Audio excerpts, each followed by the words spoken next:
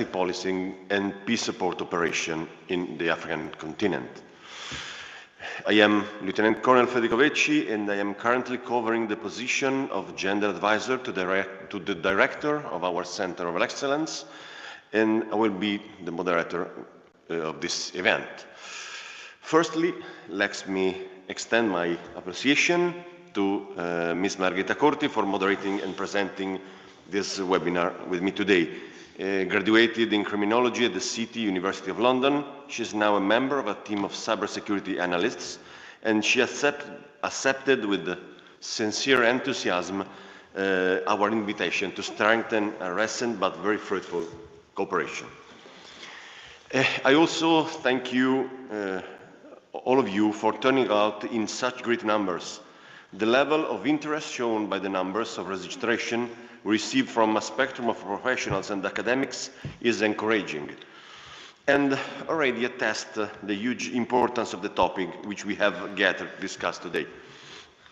Last but not least, let me express my deepest gratitude to all the briefers. You are playing a pivotal role in raising attention to vulnerabilities in both domestic policies and peace operations, and we all hope that this platform could be supportive. Straight to the point, today's webinar is aimed at raising awareness on vulnerabilities and highlights the international commitment to mitigate their impact. The international community must step up efforts to help the most vulnerable by providing increased funding as well as sound domestic and international policies to sustain, thereby creating space for spending on urgent health needs and mitigating economic impact. The reality is that anyone's fight is everyone's fight. More than ever, we need global solidarity, a common resolve, and coordinated efforts. That said, and before we begin this webinar, I give the floor to Colonel Nicola Bianchi, COESPU Head of Studies, Evaluation and Research Department. I would like to express my heartfelt gratitude to all of you who sincerely committed to this event to make it real. Sir, the floor is yours. Thank you.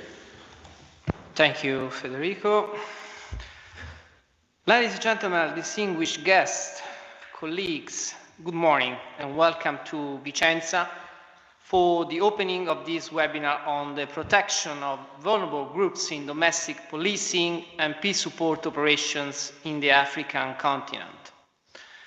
On behalf of COESPU Director, Brigadier General Barbano, unable to attend this event due to concurrent duty commitments abroad, it is for me a true privilege to chair this opening in a role of the rising partnership between COESPU and the African Union, which highlights the importance of the topic of vulnerabilities in the African continent in both domestic and international views. In this regard, I would like to extend a warm welcome to all lecturers and guests connected all over the world, from Africa to America and Asia. Your attendance continues to demonstrate the outstanding, solid cooperation among all our institutions. My deepest gratitude also goes to Brigadier General Andrea Paris, expert in security and capacity building at the Italian delegation to the African Union and UNECA, for his supportive dedication and commitment in realizing, in close cooperation with COESPU, this unique event. Indeed, this webinar has been designed to turn on the light of vulnerabilities, in particular encouraging all actors to recognize and respect human rights standards and fundamental freedoms of particular groups in vulnerable situations, consequently promoting the elimination of all forms of discrimination in police interactions. Raising awareness and the promotion of the education of police personnel is the cornerstone of our Stability Policing Hub, dedicated in providing protection and respect of human rights of those in danger. This said, it is with great pleasure to open the webinar, wishing you all a very fruitful day. Thank you. Ladies and gentlemen, distinguished guests, let me open the webinar by introducing you the first briefer of the day. Mr. Lefoco Casamang is a social development specialist with substantial cross-functional skills and a huge long-lasting experience. He is a senior policy officer within the Division of Social Welfare, Vulnerable Groups, Drug Control and Crime Prevention at the Department of Health, Humanitarian Affairs and Social Development of the African Union Commission in Addis Ababa. He is currently acting as head of the division.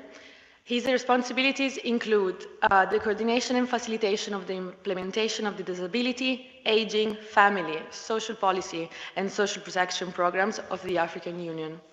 Mr. Casamang previously worked for the health services of the government of the Republic of Botswana as a clinical social worker. He also served as a health attaché at the Botswana Consulate General in Johannesburg, South Africa. He will speak about the African Union inclusive policy in the protection of vulnerable groups in domestic affairs and peace support operation. So it is with great pleasure that I give him the floor for his first speech.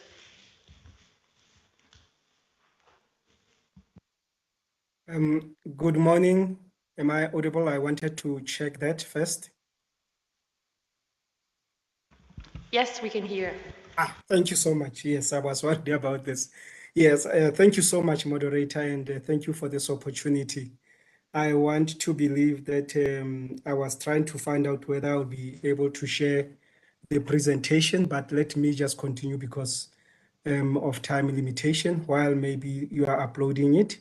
Yes, my name is Lefoco Casamang from the African Union Commission, which is based in Addis Ababa. As it has been mentioned, I am accountable for and responsible for policies and treaties that work that deals with vulnerable groups in vulnerable situations here in Africa, in particular persons with disabilities and older persons. And I will be focusing my presentation on entitled Inclusive Policing. That police play a very, very big role in the development of this continent, as well as the protection of the rights and welfare of certain groups in Africa who find themselves faced with vulnerability because of the situation they live in and what they experience. But before that, let me just set this presentation on the fact that the African Union has got what we call African Union Agenda 2063. That is the guiding blueprint and the master plan for Africa. And also it is the continent's framework that aims to deliver its goal for inclusive and sustainable development. And it's very, very important to appreciate this, that this is our vision. This is where we want to say, after 50 years of being an African Union and the next 50 years, let us change gear and ensure that there is an inclusive Africa that deals with human and social development, not only economic and infrastructure and science and technology, that deals with the human being. And with this, there is an aspiration that talks about good governance, democracy, respect for human rights, justice, and the rule of law. The goal being peace, security, and stability that has to be preserved, and also the maintenance and preservation of peace and security being the priority area. And to augment this, the African Union came up with what we call the African Union Social Agenda 2063, which also looks at ensuring that Africa is integrated, is peaceful, and it's driven by all its citizens, meaning those citizens who are in vulnerable situation. And it is an inclusive and including a continent for its citizens. And it ensures that all vulnerable groups are not left behind, meaning older persons and persons with disabilities, which includes children as well. And it also provides an elaboration of Agenda 2063, this big agenda for everyone. This one elaborates on it, the human and the social development aspect of it. And the other thing that is important here is that to ensure that Africa is going in the right direction, and to ensure that everyone is in the right direction, we, as a continent and as a union, we have come up with some policy directions, directives, and to provide direction, as well as treaties that guides this inclusion. One of it is the policy framework and plan of action on aging. One of the issues that it addresses, it wants to ensure that older persons don't face abuse. They are protected within the environment where they live. There is a lot of abuse of older persons everywhere, but in particular in this continent. They are denied their rights because of age. There is what we call ageism. They are disinherited if they are women. They are abused by their children and the relatives and those that live with them and the environment. And they are denied some of the rights. And this is where policing comes in very well to ensure that it protects their rights and they understand aging from the policing perspective, or understand policing from aging perspective, meaning that it should be included in the curriculum. And one of them is also the protocol, which is the treaty or the legal instrument which protects the right of older persons to have access to justice, to have the right to make decisions, and also to the protection from abuse and harmful practices, and also to protect older women and to protect women with disability as an example, and to protect older persons in conflict, disaster situations. Those are some of the strategic areas that this protocol is intending to protect, that they have to have access to justice. And for them to have access to justice, of course, they pass through the policing structure. They report, and they should be understood from their situation and from their experiences as older persons. Remember that they also experience, because of aging, they experience dementia. They are remembering, and also comprehension and expressing themselves may be difficult. And that is where inclusive policing comes into place, that the police and other security apparatus, they should be able to understand the older people from that angle. Let me also mention the one instrument that also guides inclusive policing is the African Union Disability Strategic Framework. This framework specifically deals with ensuring the rights and in relation to programming, budgeting, etc., for persons with disabilities. And one strategic area there is enhancing access to build virtual environment, transportation, and information and communication technologies. It knows that for many persons with disabilities, security searches are a source of disrespect, discomfort, and indignity, especially for those prosthetic limbs or incontinence aids. There are some times when persons with disability travel across, especially at airports, they have to be scanned. Obviously, the scanners will detect the material, especially the metal material, in relation to prosthesis, or they may be requested to be searched in such a way that sometimes it brings indignity to them because they are incontinent. They have to use urinary bags as an example, and they have to be handled with respect by those that really are responsible for security. And we are not saying don't search them, but bear in mind that they are human beings, and to them, the way you handle them, they may feel that they have not been treated with the care they want.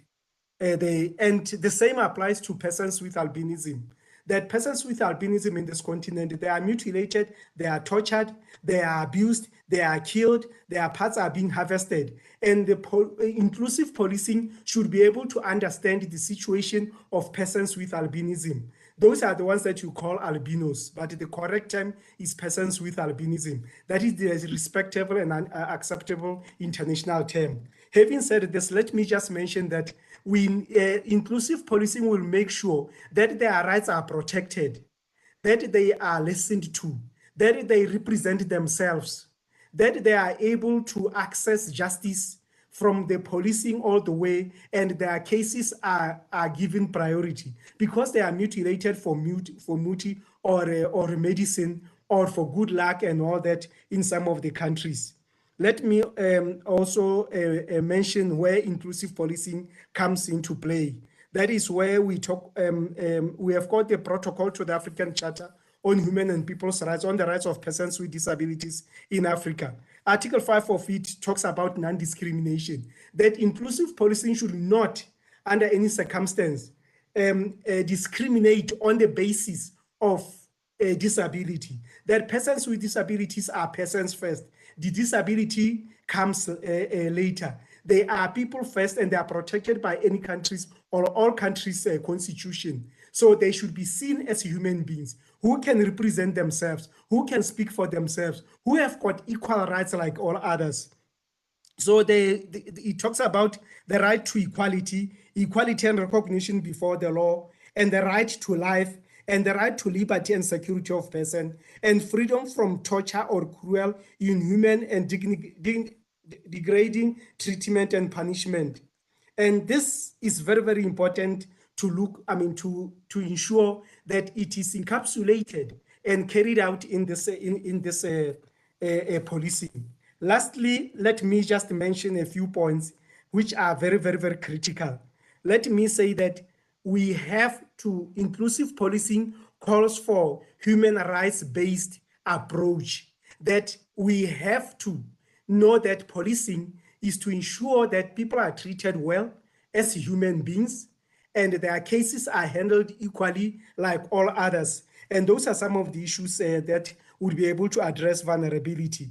And peace and security is part of ensuring human rights, is part of ensuring human and social development. You are part and parcel of ensuring there is human development. It's not that just about crime. It's about ensuring that you contribute to the human and social development in the community as well as in the country.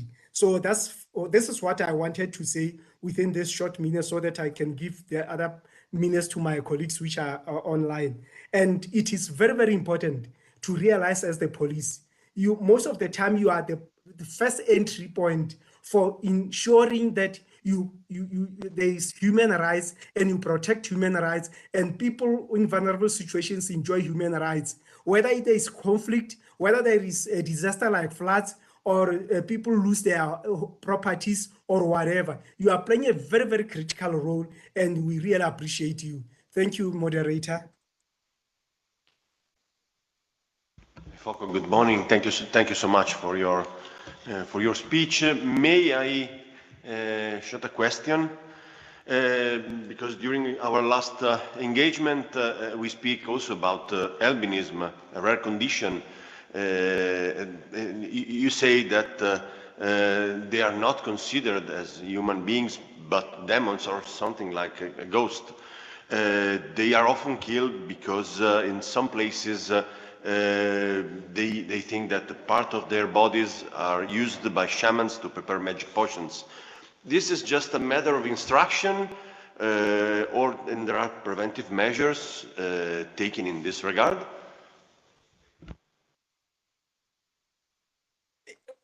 One of the issues to address that is where we have got this article that states perfectly to try to eliminate and bring to an end harmful practices that we have been practicing all along, that they are a bad omen, even stigmatized, even their rights being violated.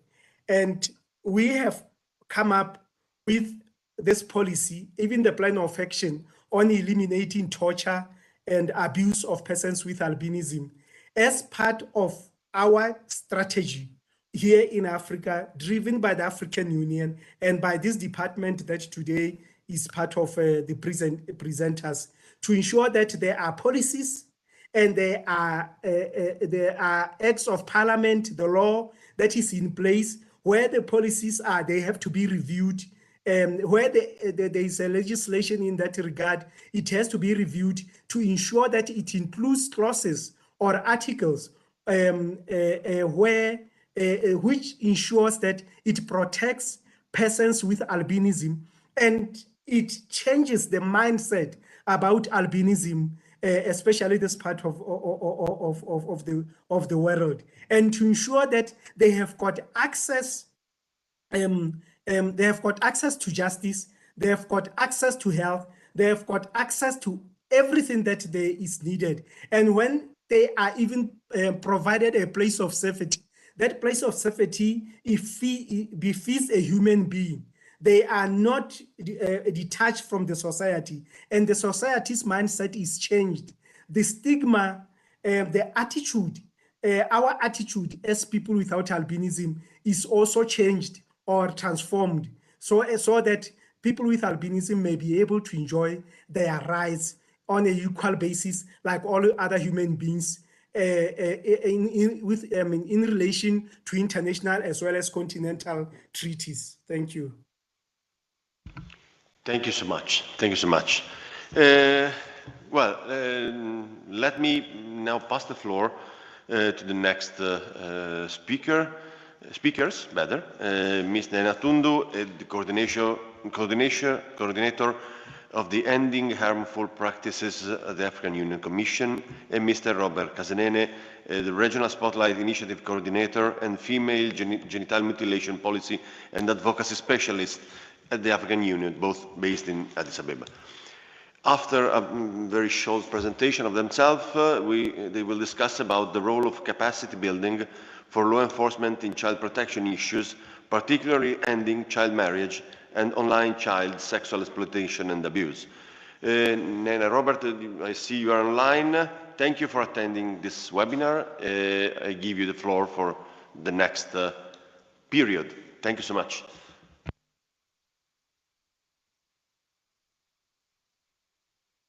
Just checking if you can hear me. Loud and clear. Thank you, thank you. I don't know if my colleague Nana is also online or not. Thanks again for the opportunity, and it was great to listen to the work on aging, on albinism as well, as led by my head of division, Mr. Lefoko Kesaman. My work, as you mentioned in mentioning my name, is on the elimination of female genital mutilation, the elimination of harmful practices on the continent. And this work really at the African Union is characterized by, of course, limited resources and a need to make sure that we have the right kind of policies, the right kind of conventions, the right kind of legal instruments in place to make sure that we accelerate the elimination of such harmful practices. I could see in your questions about the issue of albinism that there is a shared interest here to make sure that we push the right kind of values. I see I'm receiving a yes. So we push the right kind of values within our societies. And so what is FGM, if I may, and forgive me if this is a subject that you have already looked at in great detail before, but FGM, which stands for female genital mutilation, it may be known by also different terminologies. Others call it female genital surgeries, others call it female genital circumcision. And so there are many that are used. But for the African Union, we use the terminology female genital mutilation because we want to call it for what it is. It is a very severe form of gender-based violence. It is an abuse of children, girls, and women's human rights. It is a harmful practice, and so we want to call it for what it is. You know, female genital mutilation, as defined, it is all procedures, whether it is partial or total, in the removal of female genitalia. So it could be a very small cut, or it could be a very significant form of surgery, if we want to call it that, where with no health benefit whatsoever, young girls, sometimes toddlers, children, and even older women go through for a variety of reasons. Because this practice is known as far up in the north as Russia, to as far east. I'm not sure if you can see me. I have a blank screen. Okay. As far east as Indonesia, to the Middle East in Iraq, Yemen, and many other countries there, but also across many countries on the continent, about 30 or so countries that have data. Globally, over 200 million women, girls have undergone practice. 68 million, based on calculations and estimates, will be at risk by 2030 if we don't change a variety of actions that we are taking. And of course, as a result of COVID-19, this number could increase even more because a lot of our countries had to put resources in different places. And so we saw an increase in the kind of trends that show that FGM could increase. And so it can also be seen in different types. As I said before, it could be a very small nick or partial removal of female genitalia or removal. But here I'll just mention the third type, which is called defibrillation, which is a complete removal of genitalia, only leaving a very small entrance so that a woman can relieve herself. No health benefit whatsoever. And when you look internationally, when you look on the continent of Africa, there is very clear legal basis with which we can completely ban, we can completely criminalize, if that is the right language. Many within law enforcement, within the legal space, have yet to have, I think, consistent language that we can all use. But yeah, we can either ban, we can criminalize, we can have standard, detention, regimes. And forgive me if that sounds, very extreme, because when you look at the practice, it does, at least, and further on, what types of fines you can provide. But of course, we have to tread quite carefully because many of these practices are hinged with people's cultures, people's understanding, people's beliefs, people's sometimes religious, beliefs. Although all religious, outfits out there will come out to say very clearly that there is no place in religion, in any religious, grouping where FGM is condoned whatsoever. With that little, if I could call it an introduction, I want to maybe turn back to the law enforcement and express how important your work is. There is very strong, EU leadership in this space for those communities of migrants that continue to practice, and here you see, particularly when you look at it from a cross-border perspective, that it's very, very important that you come in and show leadership that is needed, because if we wait for actions at the level of politics, at most times it does not fair. And so law enforcement is very, very important because the issue of protecting vulnerable groups as children, girls, and women cannot be overemphasized. And here it is to set the right kind of standards based on clear agreements globally, be it the Child Rights Convention, Human Rights Convention, and others, to set the right kind of standards. And I've seen, for example, from the European Union, where you issued this letter of trust, where those who come from communities that practice FGM have a clear commitment based on their immigration status, whenever they travel back into their countries, to make sure that they come back intact in their whole lives as they travel. And this ensures that, when you are living within society's particular values, that you are able to emulate those. But even on the continent as well, the African Union is working with member states to ensure that there is standard legislative, framework guidance that ensures that there are laws in place, that there are justice delivery mechanisms in place, but more importantly, working with the police, working with other law enforcement outposts to make sure that we prioritize the rights of young children, young women, and we address these issues with the sensitivities that they come with, because they are leaning with the issues of cultures, the issues of social beliefs, and here really the leadership that the policing particular community has shown over time comes in how you have coexisted within societies, how you make sure that you drive that relationship with societies, to use that to make sure that we set the right kind of standards to move these practices away. There's so much that you can say with the practice of female genital mutilation, and particularly the opportunity of working with law enforcement. particularly on the issue of cross-border FGM. And so I want to stop there, and hopefully we have triggered some information that you could ask follow-up questions on. Over and back to you, sir.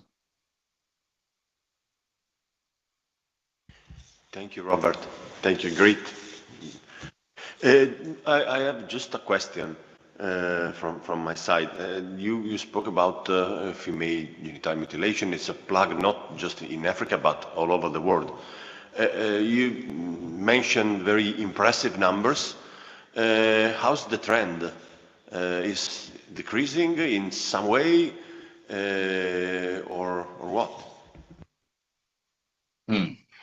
Yes, when we look at, let's look at two periods in time, the year 2030, when we expect to have achieved, the Sustainable Development Goals, or for Africa, Agenda 2063, where, we look at our vision, of 50 years. Looking at those two periods of time, the track of reduction, we are nowhere close. When you look at the actual, graphs, we are nowhere close. We're not reducing it. But by the kind of rate that will see us coming to do with how much resources we put into services, into protection, how much resources we put into legislation and legal delivery mechanisms. There are many lessons out there, particularly also even in your law enforcement space. There are lessons from countries such as Tanzania, Kenya, and Uganda doing cross-border FGM elimination work. Amongst a number of examples, and I think if we can come together, put in the right kind of resources, and integrate them with other sectors of society, we could see much more accelerated progress compared to other areas. Thank you so much. Over. Do you have any question, any point? We can move to the next. Yeah, I was wondering if you would pass the word to your colleague, Mrs. Nena Tundu. Hello, yes, I have passed the word to her. She's still struggling to connect. I think maybe if you can go to Mr. Sabelo, and then Nena will come after Mr. Sabelo. Yeah, absolutely, no problem.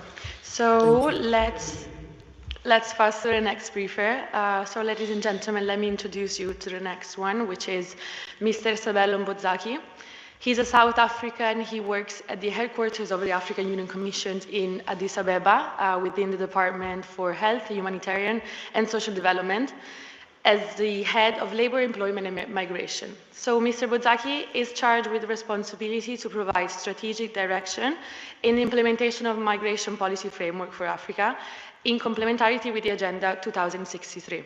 So before working for the African Union, he also worked for the SADC, which is the South African Development Community Parliamentary Forum, and he also worked for the UN International Organization for Migration.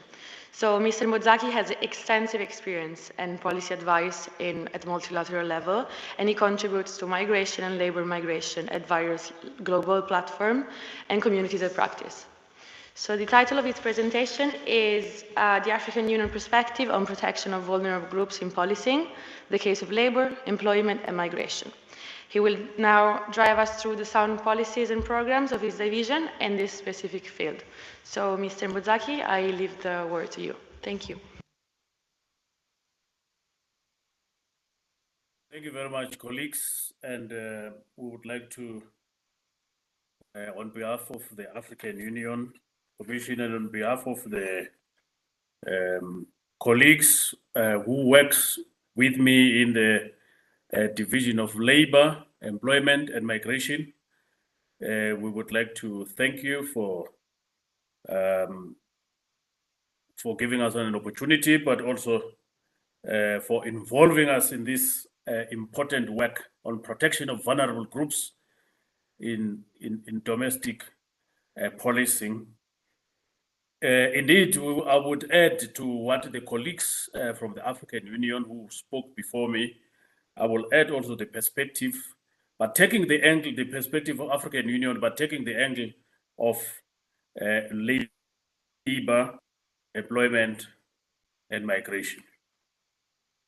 The division at which I'm located, is a division which is charged with the responsibility of promoting sound policies and programs in the area of labor, employment, and migration. And it has an overall mandate on migration and human mobility within the African Union Commission. And the work that we are doing here is guided by a policy, a broad policy that is adopted by the heads of state of the African Union. And the policy is migration policy for migration in Africa. That is the main policy that is guiding the work that we do.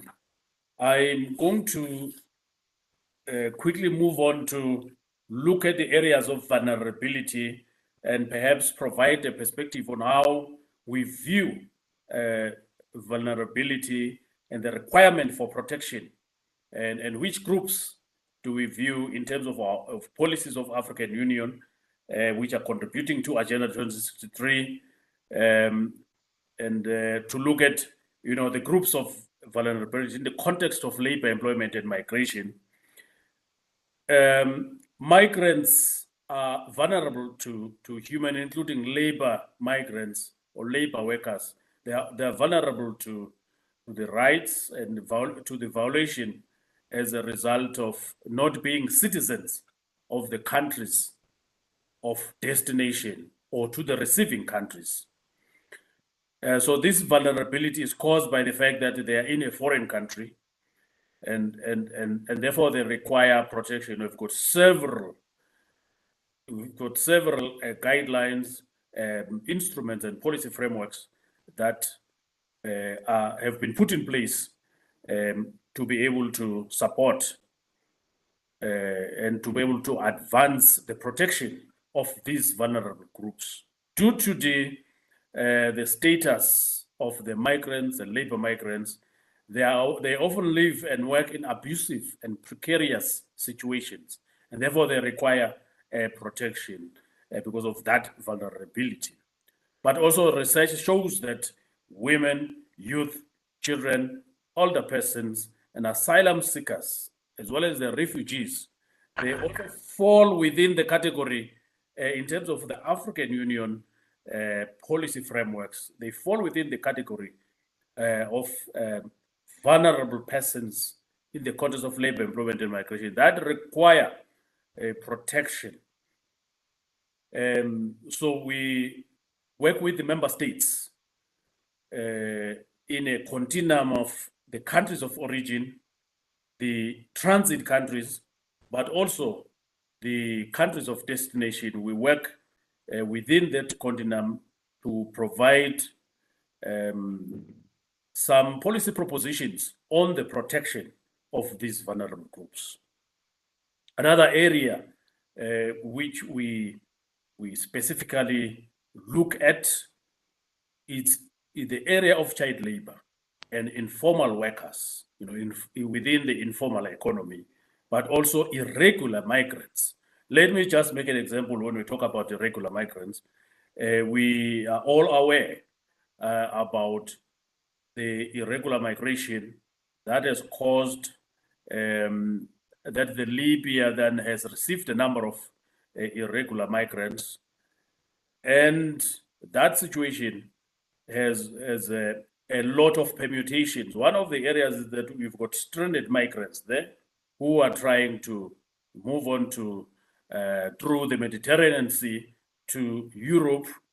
That is irregular migration. So all these groups also are groups that, because of that irregularity, becomes vulnerable, and therefore there are certain interventions from the African Union to try to deal with that issue.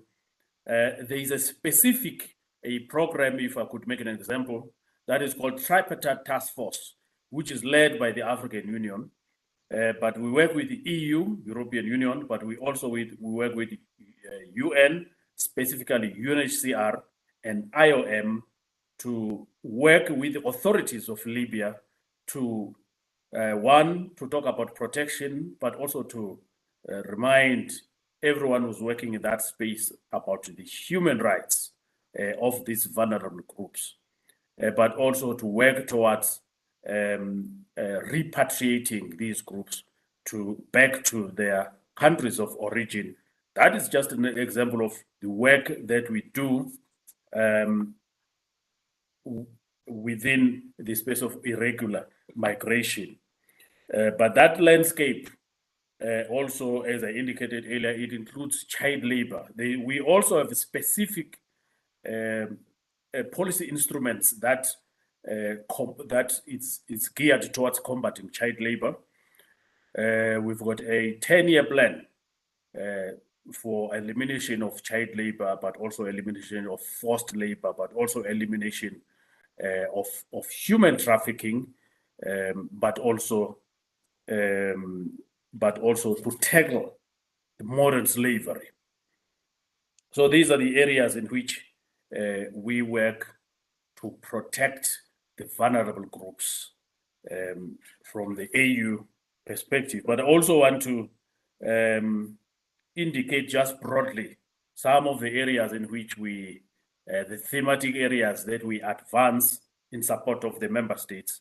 We work also in the migration governance, and in the migration governance, that's where we advance policy propositions that work also towards the protection of vulnerable groups that I mentioned earlier on, the labor migrants or the labor workers, but also women, children that are on the move, but as well as the asylum seekers and refugees. All these vulnerable groups, their policy propositions, and this broad policy area on migration governance, it also includes the protection of these vulnerable groups. We work in the area of child labor, we work in the area of children on the move, but also there's a huge program across the continent that is called Joint Labor Migration Program. This program involves a number of implementing partners. One, we as the African Union also, we are an implementing partner in this partnership, but we also have IOM that works across the continent on this joint labor migration and labor mobility. It's all about labor migration governance across the continent, but also there's ILO that also contributes to the implementation of the policy frameworks that are part of the joint labor migration. Is usually called JLMP. We have also a big area on irregular migration, which focuses on tackling and combating smuggling of and trafficking of persons. We've got policies. The policy that we have is TIP, which is standing for trafficking in persons, and the other one is SOM, which is smuggling of migrants. And also we work in the area of mixed migration, including missing and stranded migrants. All the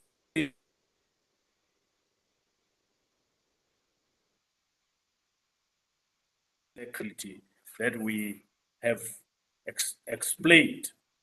Let me also move on to indicate that some of our approaches focus on the rights-based approach, the best interest of the child, the gender-responsive approach, non-discrimination, shared responsibility, participation and open cooperation, leadership and accountability. So we have to hold the authorities and leaders accountable as per the international norms and standards of labor migration, but also on international law on migration. Let me close by indicating that AU provides institutional framework for advancing the achievement of development-related goals across the continent, but also AU treaties provide normative and legal mechanisms through which member states can foster greater political and economic integration while simultaneously catalyzing enhanced peace and security, poverty eradication, and Sustainable Development Goals. And the work on the labor, employment, and migration is also anchored on these treaties. Also, the AU, through the labor, employment, and migration, which is the division where we are located with my colleagues, is implementing a coordinating various programs of different thematic areas, some of which I've mentioned, targeting vulnerable groups in labor, employment, and migration. Let me mention just one example. We also have a program on that is called AU Horn of Africa Initiative. That's an initiative that focuses on that route of migratory route along the Horn of Africa, moving up Djibouti, of the migrants that are trying to reach Middle East through Yemen. We have also so we've got this program, there's Horn of Africa. It also focuses on the protection of vulnerable groups by advancing some of the policy propositions that we have, including combating human trafficking and smuggling of persons. That is just one example of a program that AU has put in place to combat these illicit practices in order to protect the vulnerable groups. Thank you very much. We submit from the side of labor, employment, and migration. Thank you, Madam Moderator. Thank you so much for your words, in particular about trafficking human beings, be specific topic of this afternoon. And if I may have a short question. The UN Convention about against the transnational organized crime adopted with the so-called Palermo Convention in 2000 counts 99% of African countries. In your experience, in your opinion, how much that 1%, that limited numbers of African countries that not signed the convention jeopardize the African effort in promoting rights of migrants and child labor in particular? Yes, thank you very much for that question, because it speaks to the issue of international cooperation, working at interstate level to combat the transnational criminal activities. I think a number of countries in Africa have signed these treaties, but also there are treaties in Africa or platforms where we work to encourage all the member states to cooperate. For instance, we've got what we call continent to continent. This is EU-AU platform where we discuss the issues of labor migrants, but also the issues of human trafficking, where we've placed this as one of the priorities to combat human trafficking and trafficking of persons. So we've got a wide range of platforms. There is also what we call Khartoum process, which involves European countries and African countries that are mainly countries that are receiving countries, but also are sending countries on the side of Horn of Africa, but also East Africa. So we've got various platforms where member states are encouraged to accede to various treaties, but also to have keen interest on these international conventions, including the one that you mentioned. Thank you. Over. Thank you so much. Thank you very much again, Mr. Muzaki. If I may, I have another question. It was interesting to hear about your work at the LAM department, at the Labor, Employment and Migration Department. And you also talked about vulnerability in labor, which is of course, the topic of today, vulnerability. And it was interesting to see your insight, especially in the field of labor, employment, and migration. So you also talked about how migrants are especially vulnerable to human rights and labor rights violation as a result of course, not being accepted as citizens in the receiving states. Especially women, children, and older people are especially, vulnerable to this. Could you, just to get an understanding, could you give us an example of human and labor rights violations that, these communities suffer the most? Thank you. Thank you very much.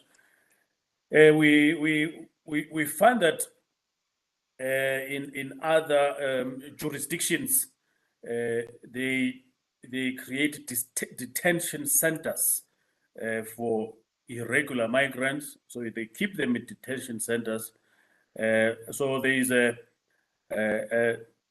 lot of work that we are doing in that area, in that domain, to say even if they are detention centers, but then those who are the authorities should be reminded about the inalienable rights of the children that are detained, of the women that are detained, that have got inalienable rights or human rights.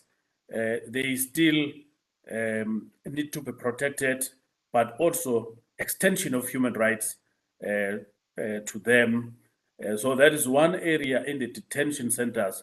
There is quite a lot of research shows, quite a lot of violation of human rights, violation of women's rights, violation of children's rights.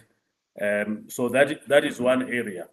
But another area, it's in the emergency transit, ETMs, emergency transit mechanism.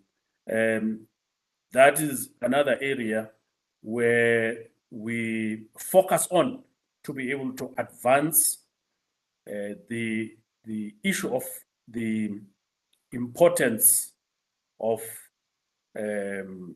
respect of human rights, because all these categories of people are vulnerable. There's a lot of vulnerability. Another area, we have seen this in the migratory route from Africa to GCC countries, where there's a lot of informality. People are working in informal sectors where the rights are not respected. They are treated as very manifesting there, which we see, which manifests itself as where these informal workers, some domestic workers, they are working, but sometimes they're not remunerated appropriately. And some of them are not even paid appropriately. Some of them, they confiscate their documents like passports so that they cannot move.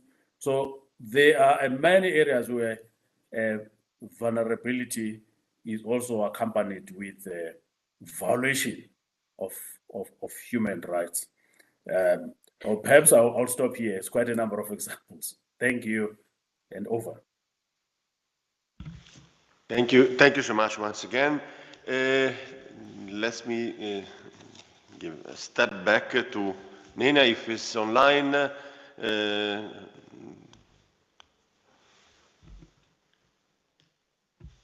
can give you the floor.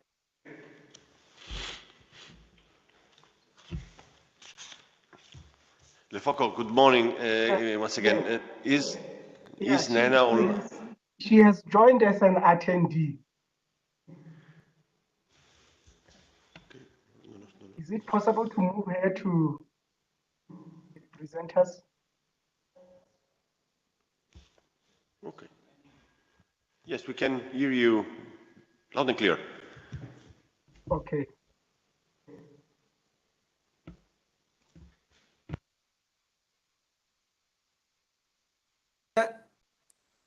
I'm saying Nina has joined as an attendee.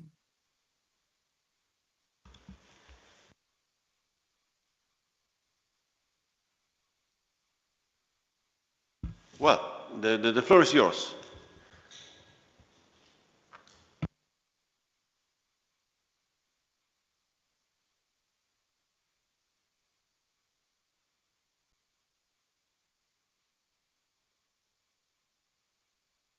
Well, I suggest we are sharp on time for. Yeah. You can hear me? Yeah, I was saying that unfortunately, Nena has joined as an attendee, not from the Okay. platform of presenters. Yeah, sorry. Okay, for everyone, so I suggest we are sharp on time. We can have the coffee break. See you in 10 minutes at 9:15. 9:20, sorry, for the next briefer. Yes. Thank you so much. Thank you. For thinking. See you in a bit.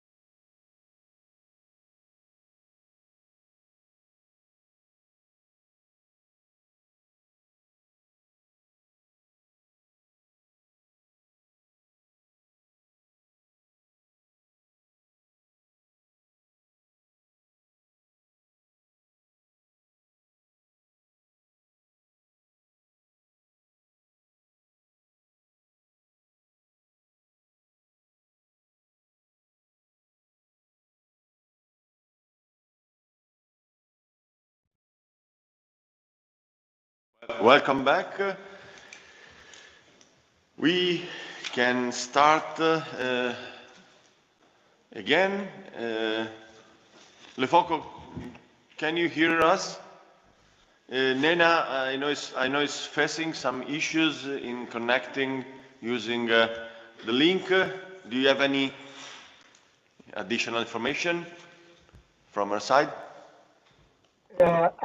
I think I was just advising her a while ago to use her laptop instead of the phone, because even with the link that she was resent, it still takes her to attendee.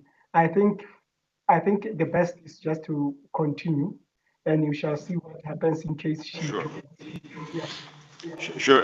If you can tell her to jump in as soon as is connected, so No problem.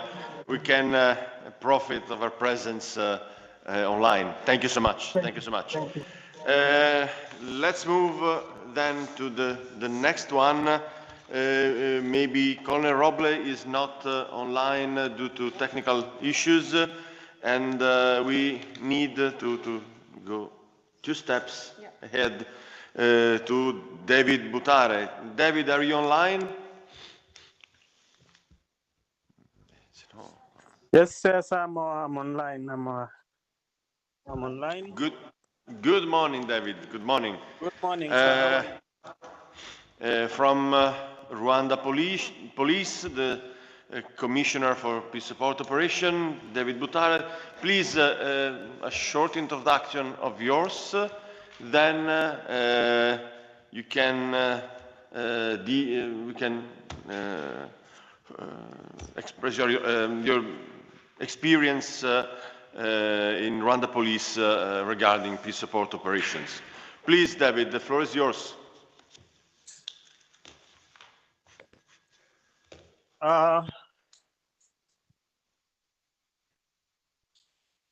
Thank you so much. This opportunity. I'd expected to present in the next 30 minutes, but I'm trying to load my presentation. Meanwhile, okay, I'm on now. I can do that.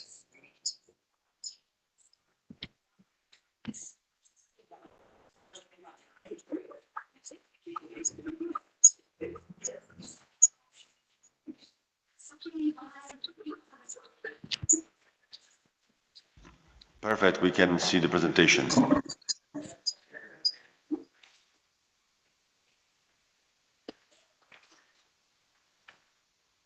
Can you see my presentation? Yes, thank you so much. We can see it.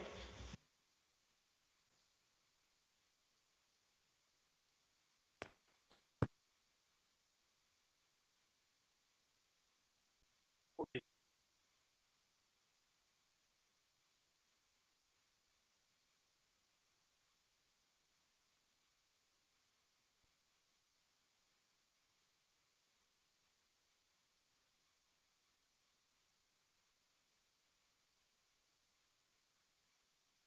Can you hear me now? Yes, go ahead. Good. My name is Assistant Commissioner of Police David Butare, as was introduced before. I'm head of Department for Peace Support Operations in the Rwanda National Police, and I have policing experience for over 30 years. I've headed a number of departments in Rwanda National Police as head of logistics, human resources, and other departments. But as today, I'm heading a department that is in charge of peace support operations, which means in our department, we are the ones who generate forces, be it in FPUs or IPOs or professionals to the UN peace support operations, and of course foreign what they do in the UN missions. As part of this presentation, we will show you what we do, what we've been doing, especially in the protection of civilians and of course the vulnerable groups, like other people have been saying. So I will quickly show you what Rwanda National Police has been doing in the UN missions. I will start my introduction by quoting my Rwandan president, who gave us or who sets the way for what we do. And I quote, "Equally important is our commitment to build peace on our continent and beyond, as modestly demonstrated by our contribution of peacekeepers and enablers to AU, UN's efforts in Darfur, South Sudan, Central African Republic, and other parts of the world." End of quote. This is a commitment by the president to continue supporting peace around the world. It's just a picture of our police officers in the mission. Now, we've been participating in the peacekeeping operations for a long time, but the commitment came after what happened in Rwanda.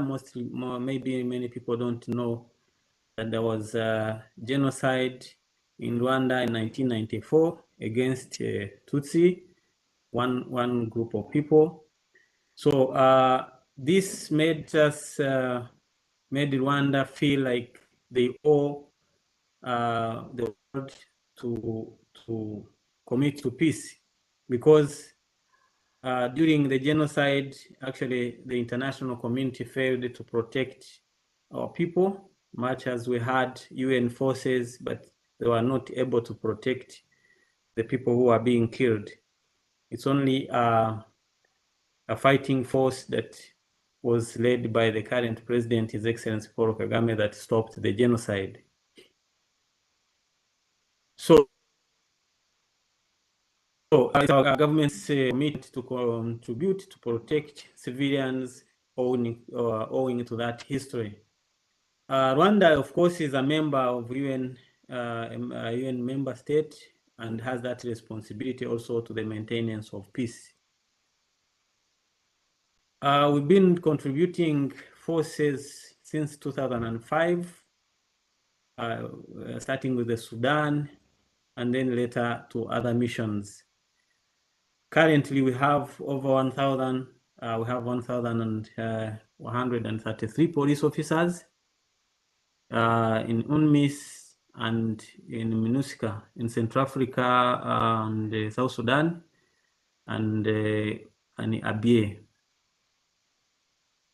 We've in the past deployed in other missions that most of them have closed, including Darfur, Liberia, Mali, and Ivory Coast. Today, Rwanda National Police is ranked the second major contributing country force, and we are actually the first female contributor in the UN mission, meaning we contribute a big number of police officers in the UN compared to other countries. I think those who know Rwanda, the gender mainstreaming has been at the forefront in all sectors.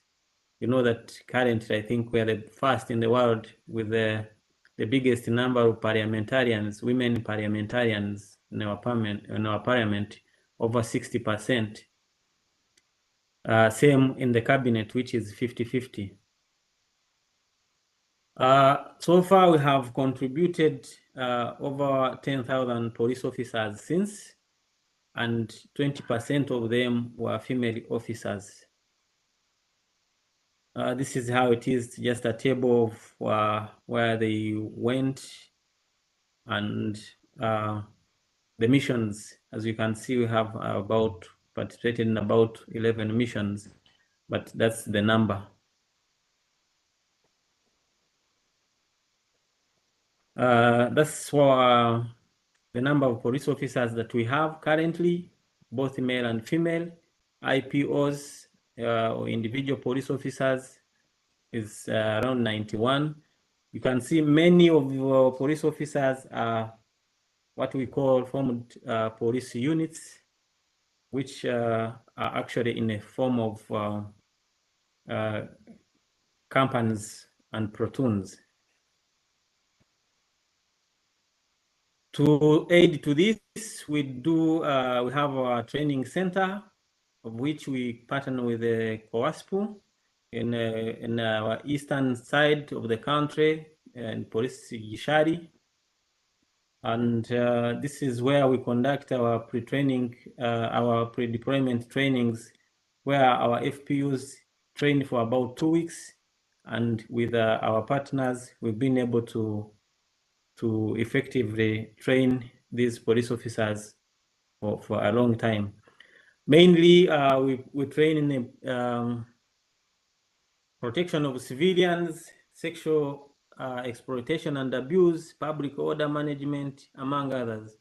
But emphasis is mainly put in protection of civilians and sexual exploitation and abuse, since we know in conflict areas, these two are so important because of lack of existing systems. So in most cases, we find ourselves more concentrated in protection of civilians in IDP camps, and of course, dealing with the sexual exploitation and abuse.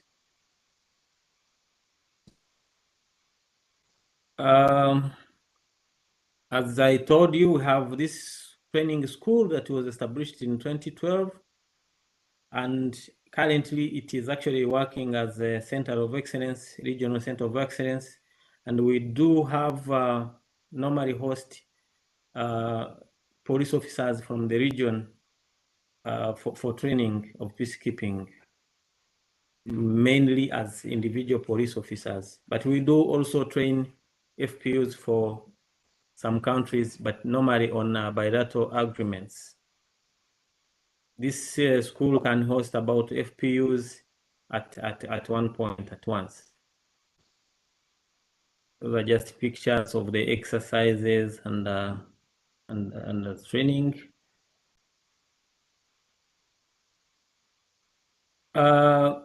We follow the mission specifics, and normally we have standard operating procedures, and we have UN operating procedure manuals that we train these police officers so that we can be able to operate on the international standards without compromising the host nation's interests, and of course understanding the culture for the host countries.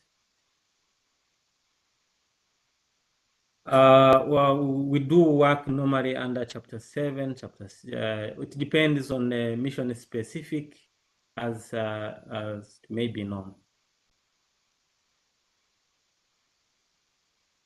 What we do mostly in the protection of civilians, by implementing the mandate, of course, we protect the IDP camps. We have almost in everywhere we go, we see IDP camps. We have them in Juba, South Sudan, we have them in Malacca, we have them in Central Africa. So our police officers mainly find ourselves guarding these IDP camps, either from any other harm, but also protecting them amongst themselves, since most of the time they are not from the same groups and they have internal conflicts, of which would generate killings and hurting each other. But our police officers do inside camps patrols, to protect the vulnerable ones. We also do escort convoys for the government officials but mainly for the UN officials. We do capacity building and confidence patrols as mandated by the UN. But also we help movement of civilians, like those who go for firewood to fetch food. So we escort them to ensure that they are safe. But on a specific note, we protect women and girls. For example, we have one unit that is made up of, we call it a female formed up police unit, women specific, that is commanded by female officers, and mostly the members are women, to ensure that we are able to work closely with women and girls who are the most vulnerable during conflicts. We also have specific sexual and gender-based violence investigation units in these missions.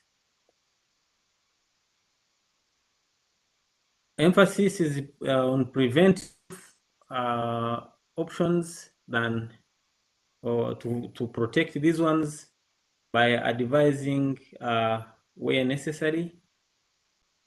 But sometimes we work with the local police and mentoring them to ensure that they can be able to protect these people by themselves. This is one of the confidence building patrols. As you can see, female officers find themselves in a friendly mood with the locals.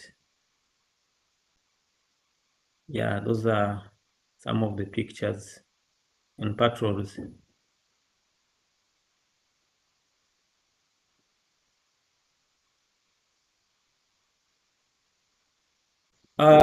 We talked about vulnerable groups, those who started the presentations.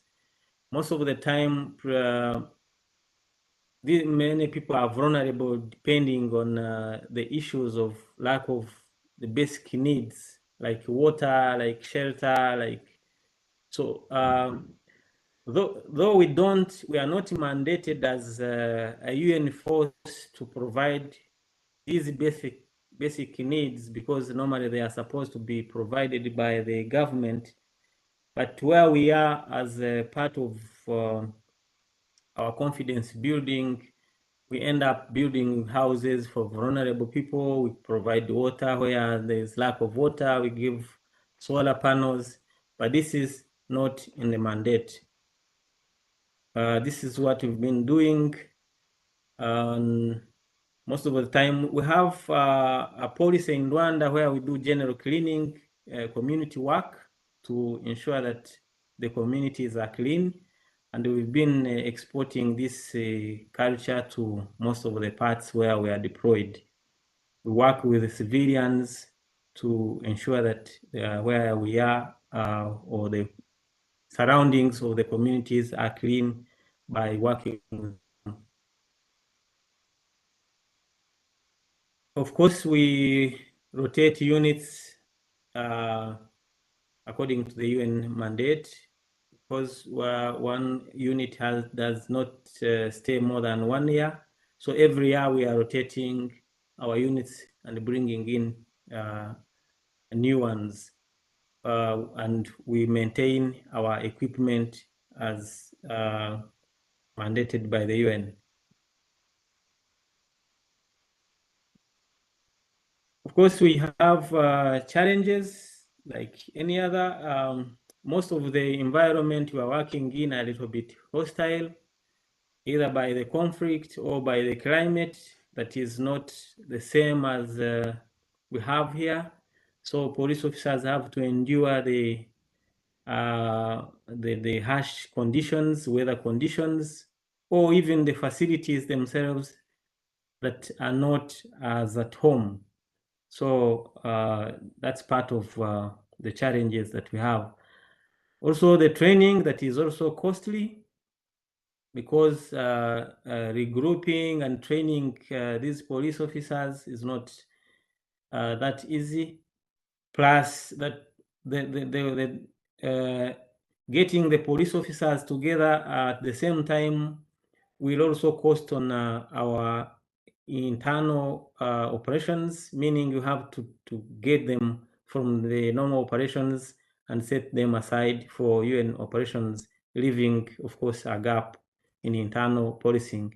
Also, maintaining this equipment in the missions is not that easy, but being a commitment, national commitment, that's how we do it.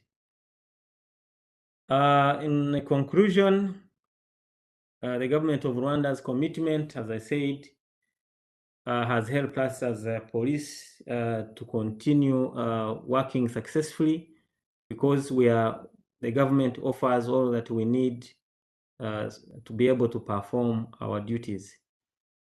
Training, I said, and discipline has also helped us in having operational success. So far, we have had no major cases ever since we started deployment of the police officers in UN missions. COE maintenance of our equipment that continues to be operational also has led to our success. Maybe before I finish, I may also indicate that we are now in 2 missions that are not part of UN. I think most of you have heard that Rwanda is in Mozambique and in Central Africa as a bilateral arrangement. This was also in line with the protection of civilians and vulnerable people, because when the rebels or the terrorists in the case of Mozambique were beheading or killing people, not anyone else was able to protect them.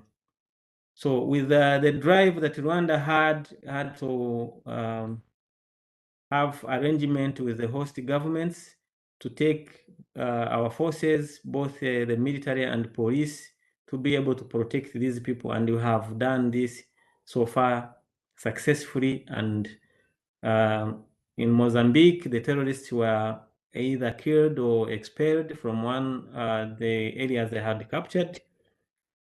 And in the Central African case, they had intended to disrupt peaceful elections, of which, when our forces went in, were able to stabilize the situation, and elections were held successfully. That's all I can say for now, ladies and gentlemen. Thank you for your kind attention. I thank you. Thank you so much again, sir, for your very interesting, insightful on the experience of the Rwandan police. And speaking about that, I would just like to ask a couple of questions just to deepen, to further examine the topic that you spoke about today. So it was very interesting to see how the Rwandan police actually is contributed and is contributing now to the UN peacekeeping operations and the missions, despite being costly, as you said, despite all the problems, all the consequences that comes with it. And especially, it was, I think, very interesting to see that so little after what happened in Rwanda, after the genocide of 1994, Rwandan police is contributing so much to the UN missions, despite, the international community actually turned their back on what was happening in Rwanda in 1994. Why would you say, what are the reasons, would you say, that Rwanda is contributing so much and is helping still today, the UN missions, despite not receiving enough help, I would say, back in time? Thank you. Sir, may I just remind you, that you're still sharing your screen with us. So if you want to, thank you. Thank you. Yeah, like I said, first of all, in 1994 Rwandan genocide against the Tutsi, that was a UN force in Rwanda. What happened when the genocide started, there was an order from the UN headquarters to withdraw the forces, the UN forces. And they did that. And people were killed, over 1 million people were killed in only 100 days. So when the government came in, there was first the commitment to say that in our capacity, we shall not be able to sit and look on as people are being killed anywhere in the world, as long as we have that capacity.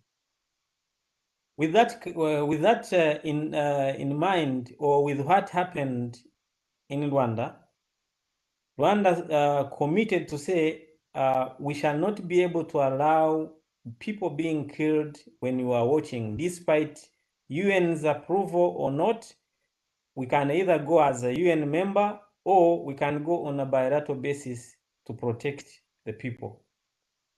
So we are in the UN missions and we continue to contribute only to protect the vulnerable people in these hostile environments. That's the only drive, and that's how that's how Rwanda has kept on moving, and that's how Rwanda has kept on increasing the numbers and ensuring that where we are, we ensure that life comes back, and we try to be closer to the local people to ensure that they feel safe and they feel like they are honored and they feel like they are also given the rights as human beings, not targeted, but also allowed to get basic things like water, where many people don't even have drink enough or good drinking water and would take a very long distance to get the water.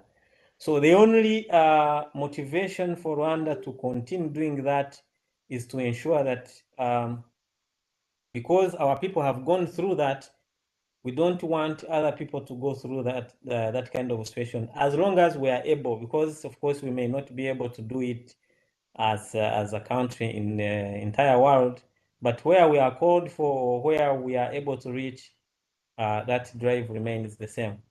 Thank you. Thank you very much. It was very, very interesting indeed. I would like to also to thank you so much for underlining the key role of women in peace support operation as stated in all UN resolution on women, peace and security. It's also shown by the presence of your police officers here at the COESPO. In every course we have a huge presence, a significant presence of, of women police officers attending every course. The commitment of Rwanda is very important and very significant. That said, I would like to thank you so much for your presentation, for sharing your experience. Then we can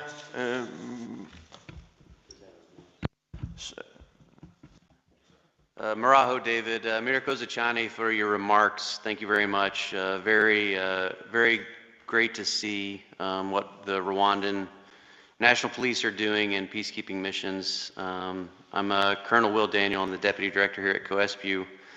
Also a former defense attaché in Rwanda, so very familiar with Rwanda's constitutional requirements and strategic guidance by His Excellency President Kagame on peacekeeping operations, both for the police and for the Defense Department. I just had a quick question. I've always been impressed by Rwanda's engagement with civil populations in peacekeeping environments and the good that you bring to the communities. I'm very curious to know the staying power of your efforts in those communities after you conduct, build a house, provide solar panels, dig a well, that kind of stuff. and you follow up on it later in the rotation or years later, do you see that the communities take on those projects as their own and hold them valuable, and also continue to implement the community service efforts that you've instituted during your time there? Yeah, honestly, what we do in these missions is not new to us. It's not done only for missions, but in our classic policing or in our operations around, even within the country where we are, we work with the populations in doing every other work. So our police officers, whether it is one unit or the other, during rotations, they know what to do. They know that you cannot be able to successfully do policing without engaging the communities. You must, first of all, win their hearts and their minds. Now, when we provide, for example, water source, we don't end this in itself. When you go back, another unit that goes will probably provide scholastic materials, will give students books and pens and all that, or will give other needed materials. So constantly we are engaged with the people, we are having meetings with them, and we are teaching them, actually training them to, work with their own hands and maintaining what they have we have given. So we don't simply give and go away. We continue engaging them and we continue sustaining the projects that we have done. Fortunately, where we are deployed, most of the time, the rotation, the incoming units stays in the same location, which is easier to continue engaging the same people. This has helped us also in also maintaining our good relationships with the communities. We also see when, for example, there is they riot or when they have their misunderstandings with either the government or the other. We have seen that most of the cases we negotiate with them and they will listen to us because we are friends with them. We are not like only guarding without talking to them. So most of the time we are engaged with them and we know what they want and we are able to speak either to the UN or to their host nation, and most of the issues are resolved before riots or any misunderstanding. So surely we maintain these projects continually as we rotate. Thank you. Thank you for that, David. Appreciate it. Thank you so much, Mr. Again, for your contribution. If you allow me, I would wish to continue to the next briefer. Thank you. The next briefer we have, thank you again. The next briefer we have is Colonel Ali Mohamed Roble, if you can hear us. So, ladies and gentlemen, let me introduce him to you. So, he's a colonel of the Gendarmerie Nationale of Djibouti with more than 30 years of boots on the ground, both in the national and international level.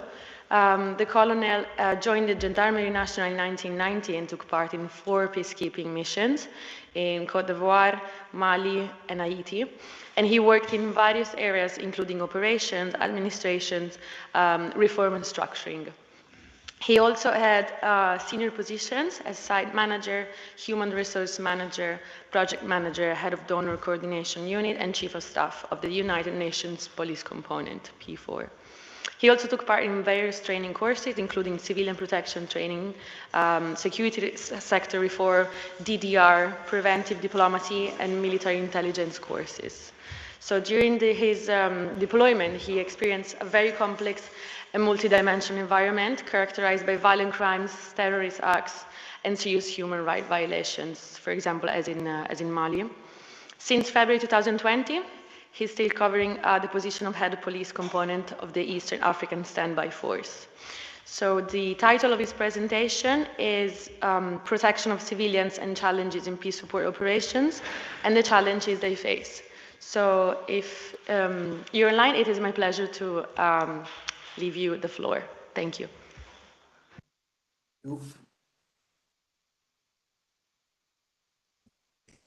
And have you received my presentation or I? Yes, yes, we have your presentation. Are you able to share the presentation or we did it for you? If you can do it for me, it will be better. Yes, just give us 1 second and we can share the presentation.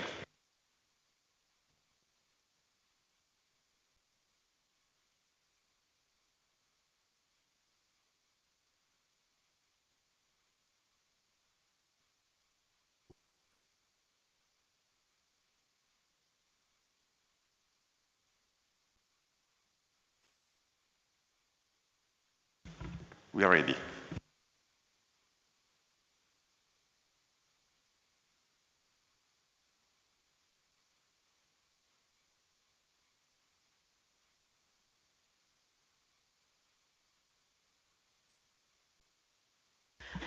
So, Colin, are you able to see the screen, Yes, the presentation?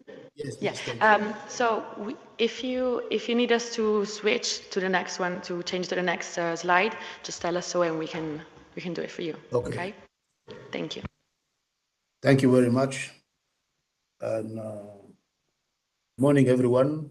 So I am Colonel Ali Mohamed Roble, and currently I am working in ESF and ESF. Just I give you a small brief on ESF is the Eastern African Standby Force, and that has 10 member states and established since 2004. So ESF is a standby force, as I said, and ESF never deployed any mission within the region it covers. So my presentation will be about these civilian challenges in peace, protection of civilian and challenges. And according to my experience, in peacekeeping missions. So, okay, next we can start. Yeah, the scope of my presentation will be the introduction, background, regulatory framework, definition and terminologies, protection actors, protection of civilians during PSOs, the principle of PSO and of POC in peacekeeping, challenges for protecting civilians during peace support operations. Next.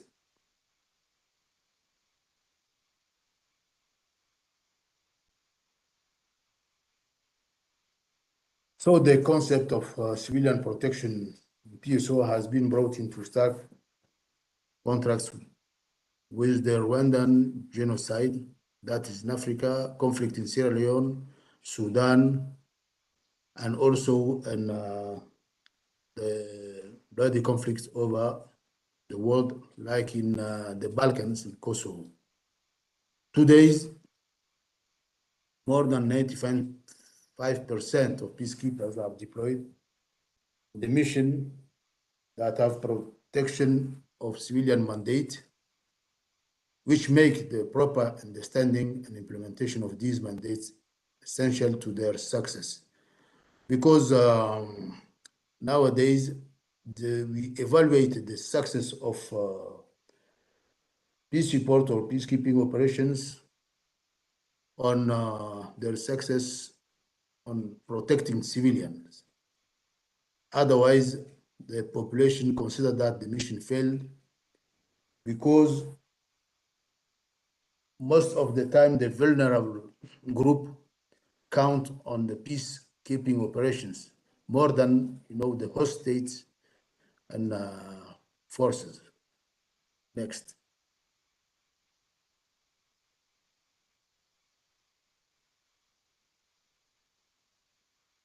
So background, 1999 Security Council authorized UNAMSIL, this is in Sierra Leone, to take necessary actions to ensure security and freedom of movement of personnel and to afford protection to civilians under imminent threats of physical violence. We know the tragedy of Sierra Leone. Civilian, had to where civilians were the big number of victims during that crisis, and there were, a warlord there who was cutting, the hands of the people for many reasons, or they refused to collaborate or work with them, or for many things. After that tragedy, the UN Security Council decided to, make the protection of civilians as a main, mandate of the peacekeeping operations. We have also Brahimi reports in 2000, the DPKO OCHA Independent Protection of Civilian Studies,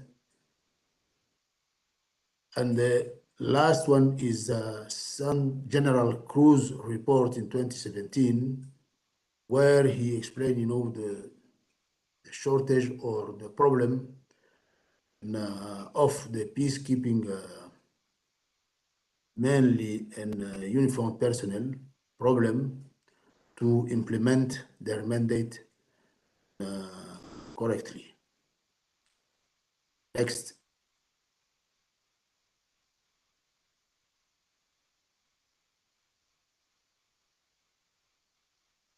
So in terms of regulatory framework for POC,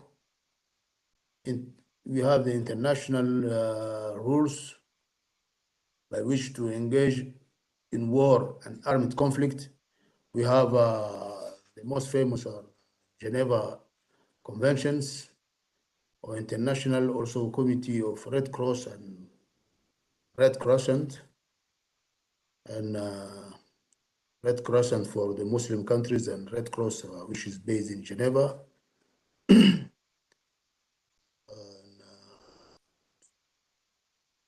Next, please.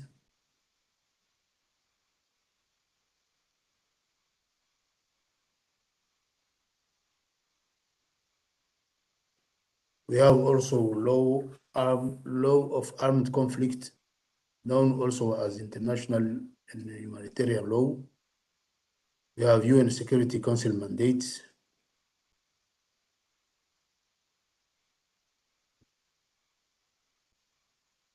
For the framework of the IHL framework is to guide soldiers and peacekeepers, outlines also right and responsibility into international law, purpose, the protection of both combatant and non-combatants from unnecessary sufferings, safeguarding the rights, etc. For the mandate of UN Security Council, the number of cross-cutting thematics tasks assigned to UN peace support operations. Relevant resolutions are those on women, peace and security, children and armed conflict, and protection of civilians in armed conflict. Next, please.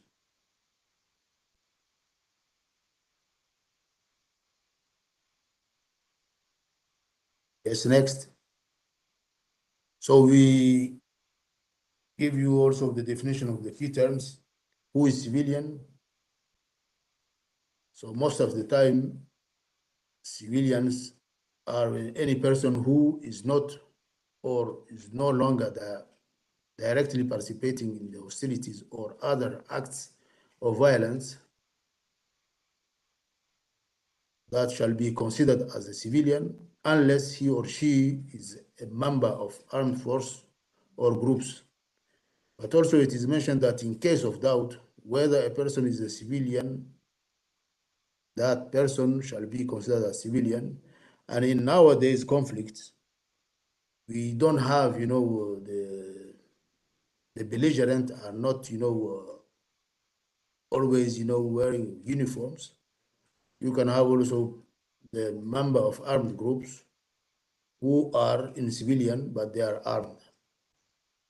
So, but in case of doubt, it is said that we have to consider, since they are not armed, but they are in civilian clothes, they shall be considered as civilians. So we have to protect them.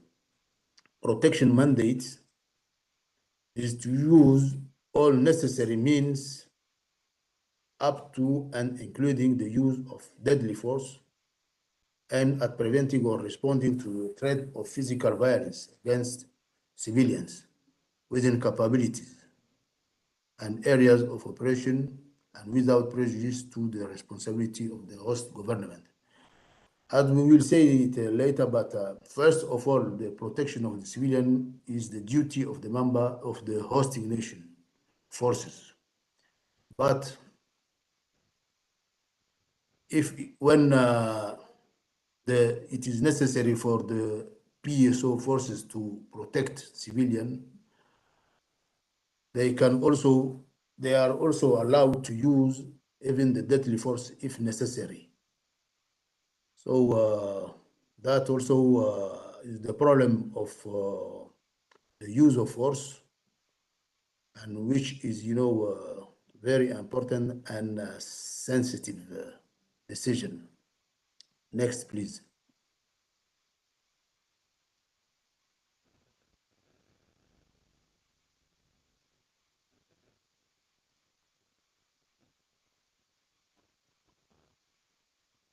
If regarding the protection actors, first of all, we have the local communities.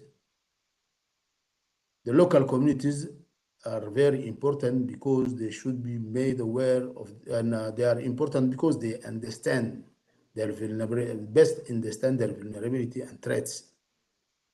And often also we have in some communities, they have their own, defense, mechanism. So for the peace keepers, we have to, make them aware of our mandate and role of the PSO, because it is important to explain to them, because most of the time local communities count on the PSO forces for their protection. And it is important to, explain to them clearly what is the mandate of the PSO forces. Because most of the time when we have an intrastate conflict, we have different groups. We have groups that are, supporting the government one side. We have other groups who belongs maybe to the community of the rebel or armed groups. So the other group, or those who belongs or who are affiliated to the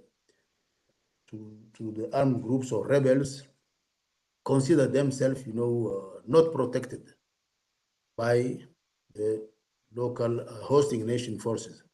So most of the time they seek protection and from the PSO forces. So it is important to explain and to understand also what kind of mechanism they have to protect themselves. And we have the peacekeepers have to build the capacity of the community to protect themselves. The host authority, as I said before, primarily responsibility to protect the civilian is the duty of the government, who must prevent and end acts of violence against its citizens. The first mission of, for example, law enforcement forces in any country is to protect the person and their properties. So by saying that, it is we confirm that the primary responsibility to protect civilians is the duty of the government, host nation government. Political will and capacity are required, yes, because these and to protect the civilian, the host nation authorities must have the political will, and the forces that or the entities that are involved in protection of the civilian need to have the required capacity. So these actors of host nations involved in protection of the civilian or the citizen includes, militaries, police, civilian, or other state entities, and at the central and local level. Next.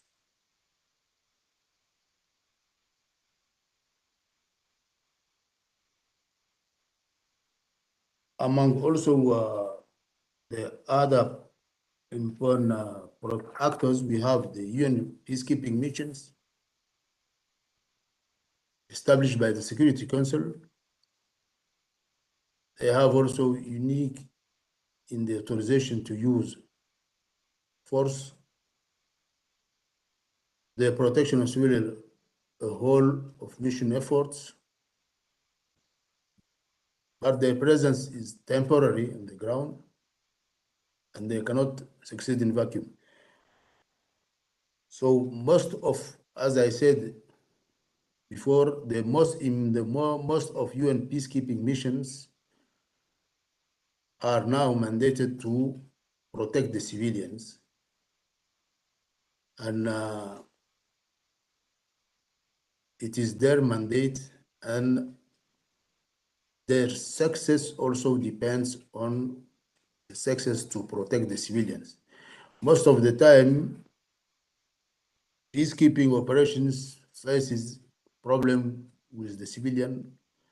We can remember the recent trouble in DRC, the demonstrations against the presence of MONUSCO shows us that the civilian or the communities consider that the presence of the peacekeepers in their areas were not protecting them from against the attacks or violence perpetrated by the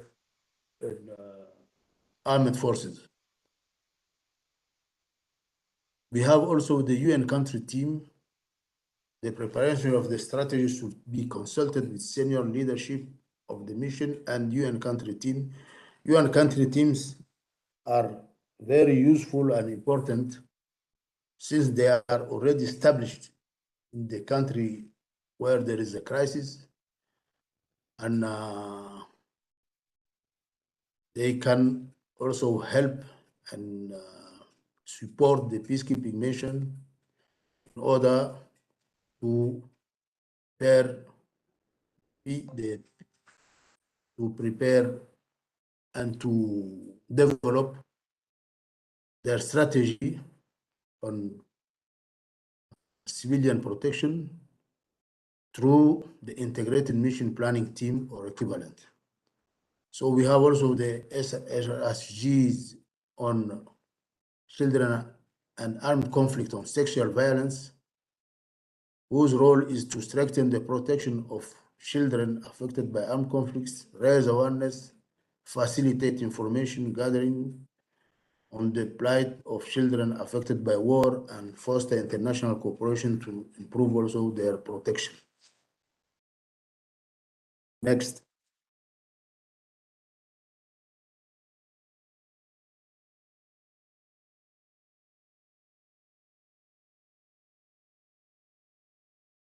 UN entities with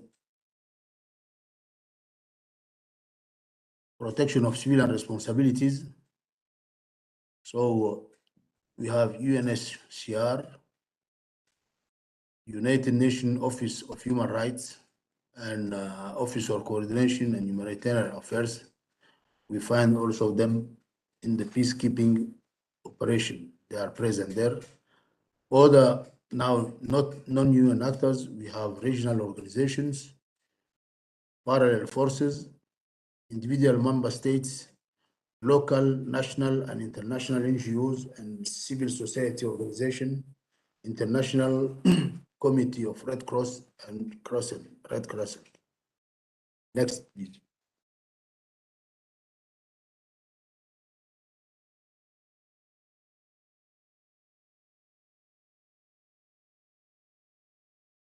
So the protections of civilians during the PSO, first of all, we have to take into account the view of local communities that who sees the presence of PSOs as concern as a show of concern by the international community for the safety, security, and protection of civilians suffering in the situation of violent conflict.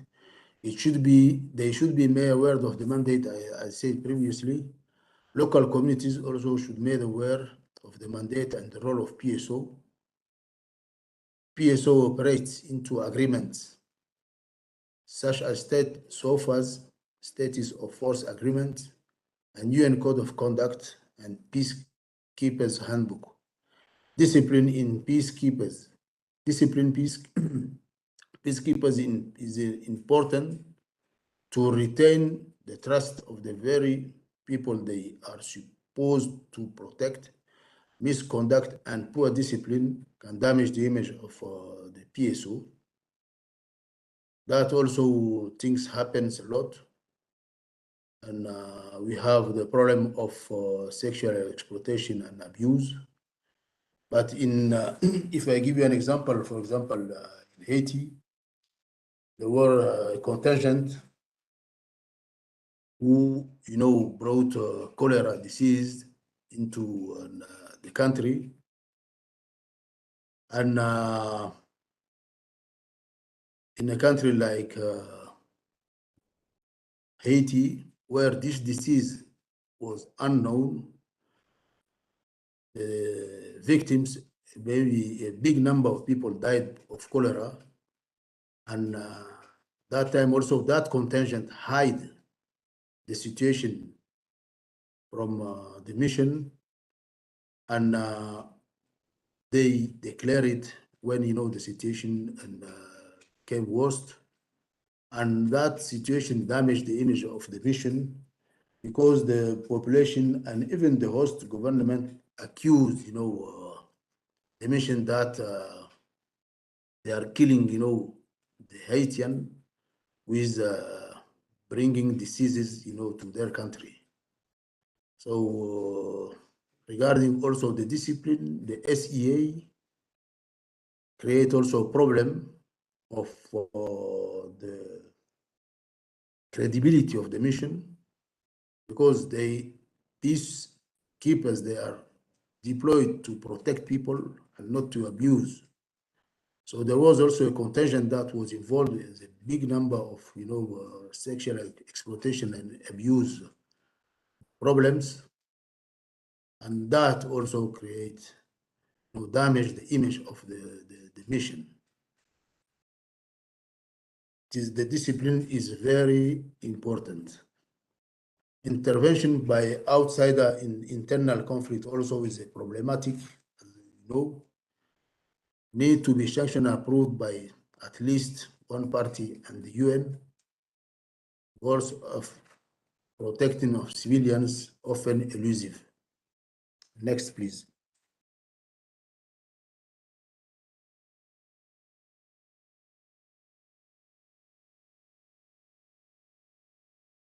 Now you talk the challenges facing. UN Charter forbids use of force without United Nations Security Council approval. The use of force is a crucial problem, and there is always a need of authorization from United Nations Security Council, and even also in the mission area, the approval of the chain of command.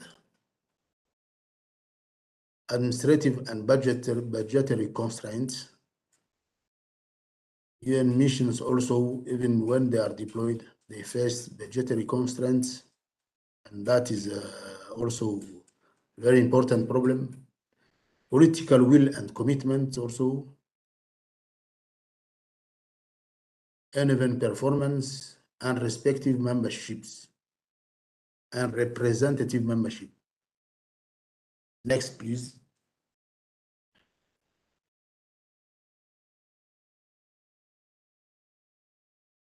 Next.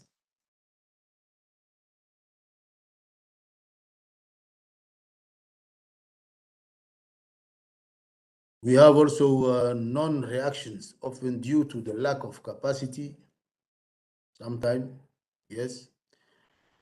Pledge to protect civilians, but often unable or unwilling to uphold or implement such guarantees. We have in a mission area some contingents or who don't have the capacity, even though they deploy their capacities are not operational because of lack of spare parts, or the age capacities also are not operational, but they are as those capacities are deployed.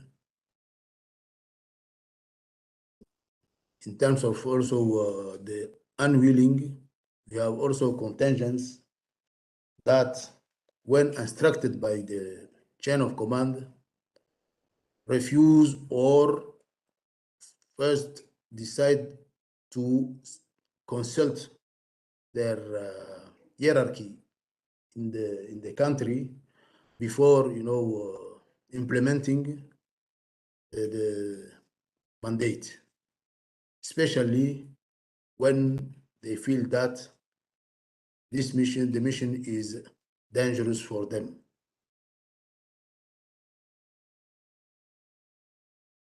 The required possibility to protect civilians should be respected by both states and non-state actors. That is the requirement. Next, please.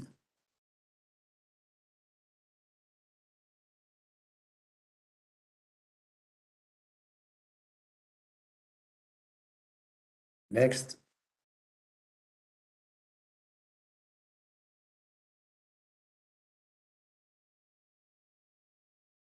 We have, as we said, budgetary constraint, reactive capability rather than proactive. The challenge is, instead of reacting, it's better to have proactive through, information gathering. When you go back to the previous slide, please.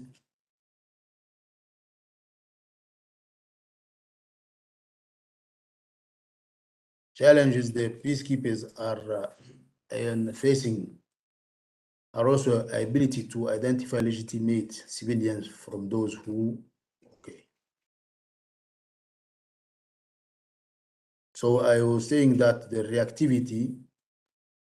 proactivity is better than reactivity, because we can, and peacekeepers can, prevent the problem with the civilians by having, a good communications and intelligence gathering in order to prevent the problem against civilians. But currently, the peacekeepers are just reacting when possible. We command and control logistic support capacities, as well as limited troop interoperability and integrated mission planning. This is also a problem the peace and keeping mission face in their mission areas. As I said about command and control is the quality of the leadership at different level like sector or battalion or platoon or section level, and below is essential to the maintenance of the security of peacekeepers, but also in terms of protection of civilians, because it is at the level where the majority of operations are planned and executed.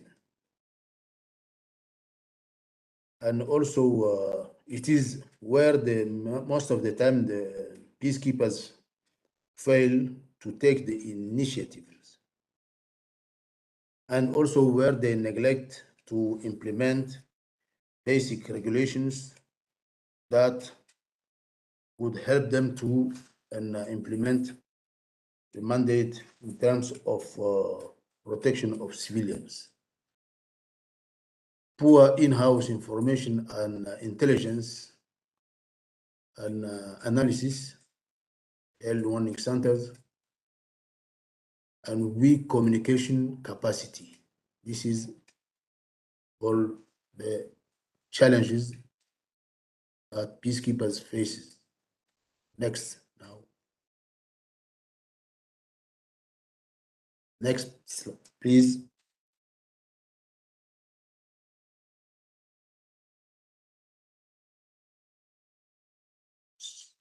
Still challenges facing peacekeepers' ability to protect. So it is also difficult for the peacekeepers to identify legitimate civilians from those who support rebel groups. As I said initially, if we consider civilian someone as a civilian, when they are not member of armed groups, it is not easy to identify, because sometimes we have also this group of member of communities that are there to protect themselves. Like, for example, in Burkina Faso, now they have groups that they call PDV, and that groups are armed by the government, are in charge to protect their community. The self-defense, the defense of the community, but they are not in uniform.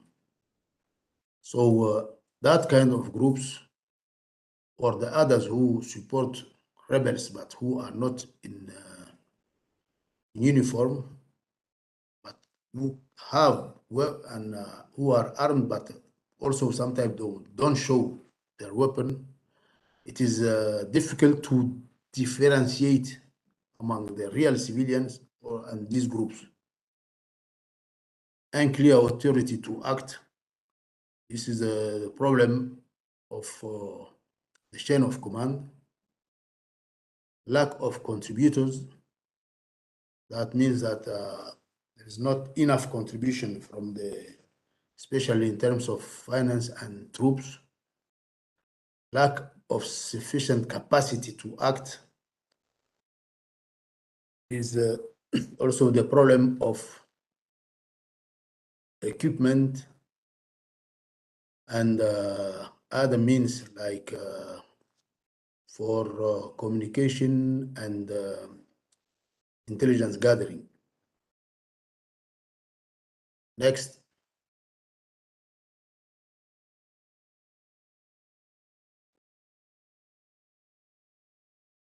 Next, please.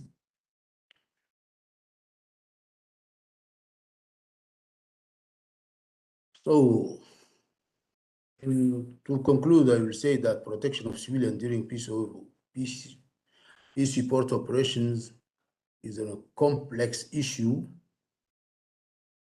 Reality is that it failed thousands of civilians. PSO has as instead to protection of civilian and creation of an environment that protects rights and freedom, several challenges that needs to be confronted: capacity, political will, and commitment. Thank you for your attention.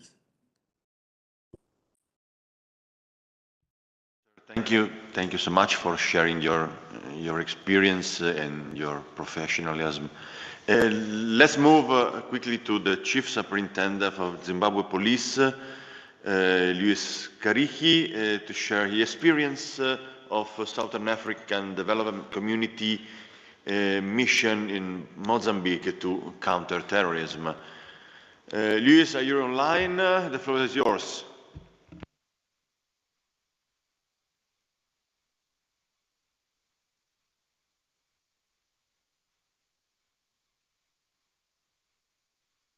Oh, he is not online anymore. That said, We have got Nina online. I'm online. I am online. Okay, perfect. The floor is yours. Okay, thank you. Let me try to share my presentation first.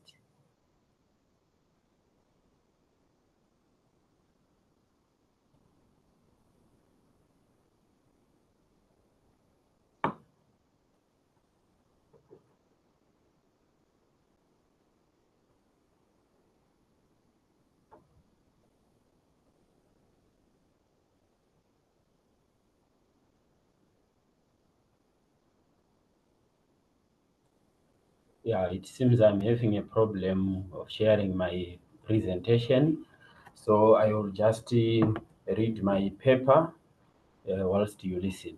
Is that okay with you? Yes, no problem. If you're having problems, sorry, it's not a problem. Thanks. Okay, thank you. My name is Chief Superintendent Karichi. I am the Mission Support Officer at the SADC Secretariat. I come from Zimbabwe. I'm a member of the Zimbabwe Public Police, but currently I am seconded to SADC Secretariat, where I am the Mission Support Officer. As for my experience in the Zimbabwe Public Police, I have 30 years of experience in policing. And at SADC, I have been here since April 2021. My presentation on protection of vulnerable groups in policing in peace support operations. The aim of the presentation is to deliver a lecture on the SADC policies concerning the protection of vulnerable groups, which include the elderly, children, disabled persons, women, and victims of crime in peace support operations. The presentation will cover policies that we follow in SADC, the mandate of SADC mission in Mozambique, measures being taken by SAMIM to protect vulnerable groups, and then I will finish with the challenges that we are facing in the mission area where we have deployed personnel.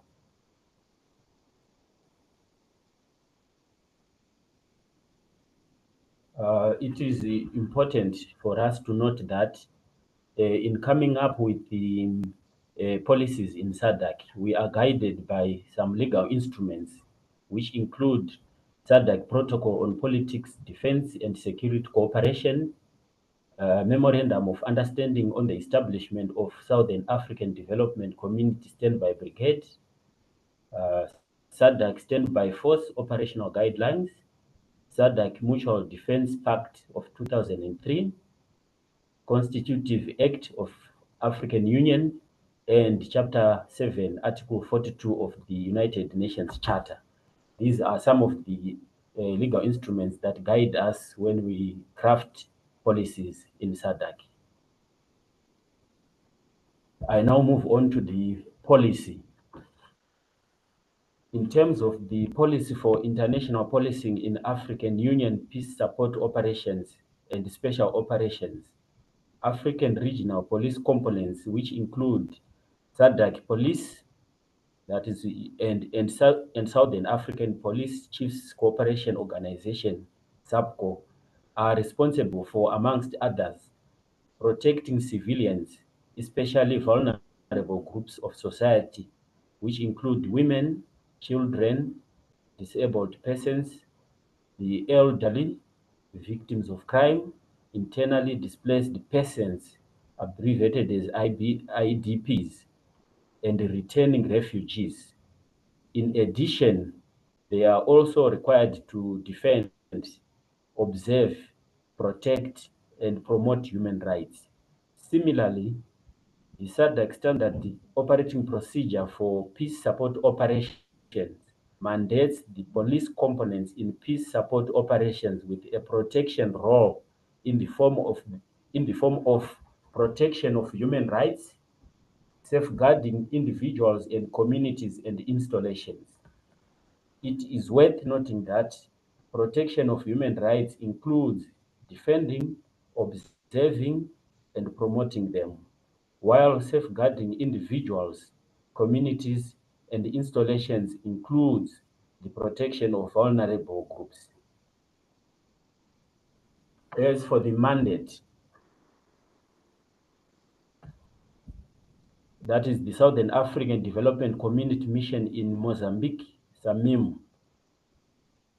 On the 27th of May 2021, the extraordinary summit of the SADC heads of state and government approved the deployment of SADC mission in Mozambique, abbreviated as SAMIM, by 15 July 2021 for an initial period of 3 months, subject to extension for further periods depending on the evolution of the operational situation on the ground. Personnel were to be deployed under Scenario 6, which is a standby force rapid deployment capability, with the mandate to, amongst others, support the Republic of Mozambique to combat acts of terrorism and violent extremism by neutralizing the threat and restoring security in order to create a secure environment. To support the Republic of Mozambique to strengthen peace and maintain security. To support the Republic of Mozambique to restore law and order in affected areas of Cabo Delgado province. To provide air and maritime support in order to enhance the Mozambican Defense Forces operational capabilities. To provide logistics and training to enhance the Mozambican Defense Forces capability to combat terrorism. To provide support to the government of the Republic of Mozambique in collaboration with humanitarian agencies in the Republic of Mozambique to continue providing humanitarian relief to the population affected by the terrorist activities, including the internally displaced persons, and to ensure protection of civilians under imminent threat of physical violence. The mandate also made provision for de-escalation from Scenario 6, which is a rapid deployment capability, abbreviated as RDC, under the same mandate, to de-escalate to Scenario 5, which is a standby force multi-dimensional operation comprising the military, police, civilian components, and civilian components. This de-escalation is currently in progress. There are some measures which have been put in place to protect vulnerable groups. These include protection through political processes. SAMIM actively engages or liaises with the host government to heighten and strengthen measures to protect vulnerable groups in affected districts, to To that end, the host nation seconded officials that work with the mission on a daily basis. So there are consultations going on between SAMIM and the host nation, in which the host nation will be updating SAMIM on what is going on in Mozambique, and also getting advice from SAMIM on how to deal with certain issues. The second measure is protection from physical violence. SAMIM swiftly responds to situations where civilians and vulnerable groups are under imminent threat of physical violence. They also do patrols to ensure that vulnerable groups, which constitute most people in IDP camps, are protected from physical harm. There is also a provision for route security for humanitarian access. So humanitarian agencies can freely access IDP camps to deliver food items to villagers. The third measure is that we established a protective and we are establishing a protective environment that enhances safety and support respect for the rights of civilians and vulnerable groups. This is done by facilitating humanitarian assistance and advocacy, and also supporting national institutions such as Mozambican Defense Forces, the Mozambican Police Service, and the Mozambican Correctional Services through capacity building. Recently, with the aid of the European Union, some capacity building trainings were conducted in Mozambique by SAMIM trainers. The project was actually funded by the European Union, and that project is still ongoing as we are speaking. Now, for the challenges that we are having in Mozambique, police stations and some key government institutions were destroyed by terrorists and now need reconstruction to provide essential services to the population in affected districts. There is also shortage of food because villagers could not grow enough food crops due to terrorist activities in their villages. Hence, there is need for humanitarian aid to continue trickling in. From my side, that would end my presentation because I was only concentrating on issues to do with peace support operations. I hand over the floor back to you. If there are any issues that you require me to clarify, I am ready to clarify. Thank you. Thank you so much to you as well to share your experience. For technical reason, we shall move to EUCAP Somalia in international perspective because they are struggling with connection. Mahad and Ellen are both working for EUCAP Somalia. The first one as National Project Officer for the European Union Capacity Building Mission, and Ellen is the Human Rights Advisor for the same mission. It's not possible to summarize their outstanding curricula, so I prefer to give the floor to both of them for their presentations. Mahad and Ellen, good morning. Welcome on board. I give you the floor. Thank you, sir. Good morning. I'm very happy to attend this great conference, and I will start the presentation from EUCAP, then my colleague Alan will just finish to continue. My name is Mahad Adam Botan. I'm working. Right away, that is the presentation I'm sharing, as you can see, and I think my voice is loud and clear.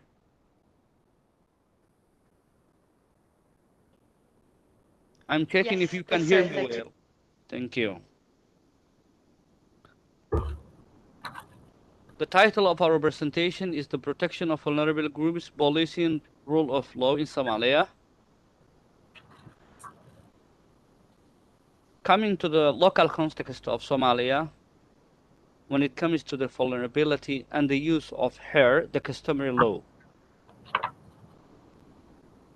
Normally, the child can't exist without the first existence of the parent. It is an old saying. Hair, or the customary law, is the mother and the father of Somali nation. Because within this hair component, we're having very good and assets, and including Brimageda, meaning that there are people who can't be harmed. The vulnerable people can't be harmed. They should not be killed. They should not be targeted. And this is inside the ingredient of Brimageda. In time of war and in time of peace. Normally, the Somali... There it is. Very good. Thank you. Am I okay to continue? Yes, Please thank do, you. and make it slideshow so people can actually read it. Yes, that Excuse would be me? amazing if you could. To make it slideshow. Okay. Thank you. Yes, I think perfect. Thank now you you so can much, see it. Mr. Bot. I'm sorry. So, within the in hair of the customer law of Somali, we're having this good component, which is Birmagede, and the Birmagede is kind of principle that the tribe is in the nomad or in the rural area practice, which is not to harm the vulnerable people, including the women and children, the disabled, the old, and the people from the minority. And this kind of principle is practiced in time of war and in time of peace. Normally, Somali tribes in the rural area, they honor the vulnerable people, and the people they honor include women, children, disabled, people from minority clans, the old, the gasties, the wounded people, those who have lost their way, and so on. And during the war between the tribes, those people are not targeted. In other words, the civilian and the civilian objectives are not targeted. Also, according to the Islamic law, women and children and the vulnerable groups are protected from all harms such as killing, discrimination, exploitation, harmful, and this is all in the Holy Quran and the practices of the Prophet. When Somalia has taken its independence, what I'm giving is kind of a background so that you can understand Somalia, and later you will see how EUCAP is conducting this operation. Customary law, when the independence came, the customary law was converted into a positive law, and the promulgated principle was incorporated into the Penal Code of Somalia.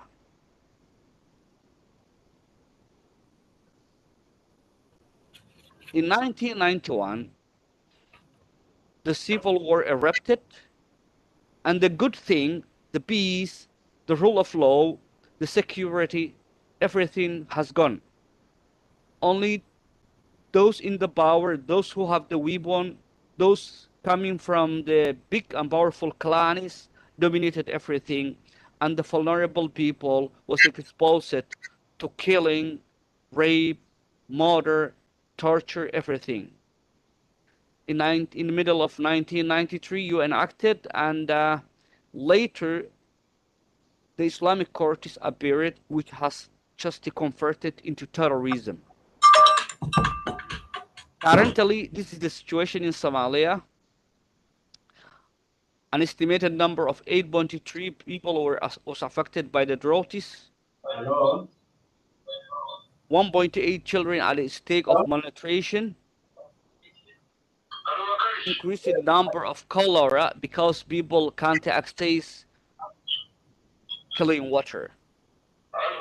Hello, I can hear There's you. an increased IDBs, and the currently federal government of Somalia is fighting against this terrorism, and the fight against Al-Shabaab has increased the number of IDBs.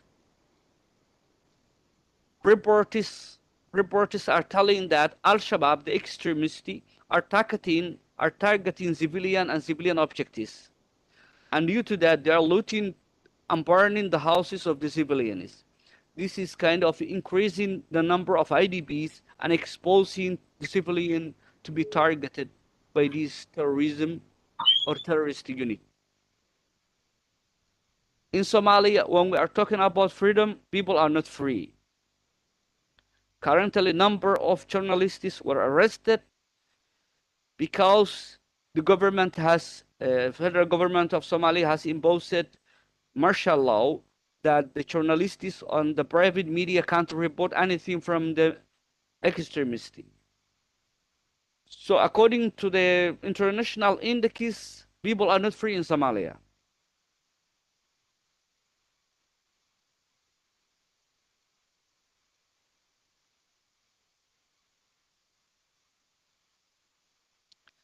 The current vulnerability in Somalia: severe drought, severe food insecurity, ongoing conflict, and the displacement increases people's vulnerability, the vulnerability of the people.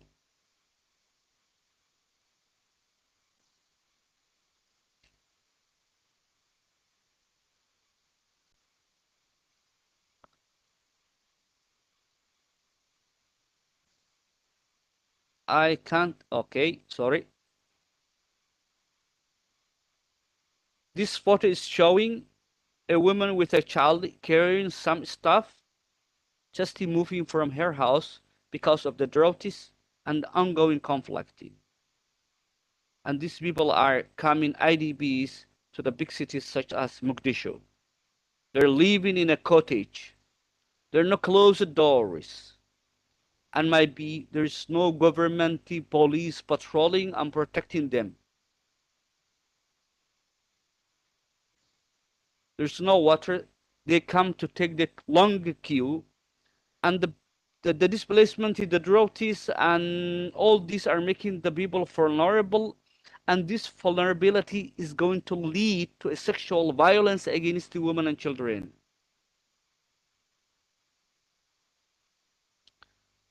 Women and girls are exposed to sexual gender-based violence.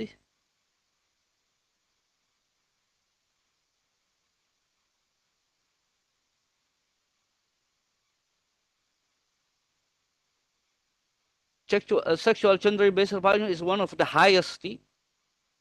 Sexual gender-based violence surface provision is limited in Somalia, and reports or researches conducted show that there is shortage of female police officers working in the police stations in Somalia, and this is affecting the reporting of the sexual gender-based violence, because where only male police officers are working, it is hard for Somali women to report kind of sexual based violence cases.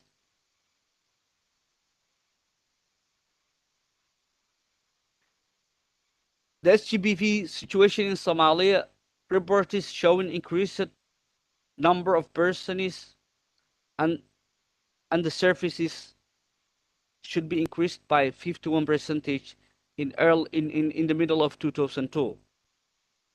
The types of gender-based violence that Somali women encounter include rape, domestic violence, sexual exploitation, sexual harassment, slavery, trafficking, traditional practices such as FGM, and sexual tourism.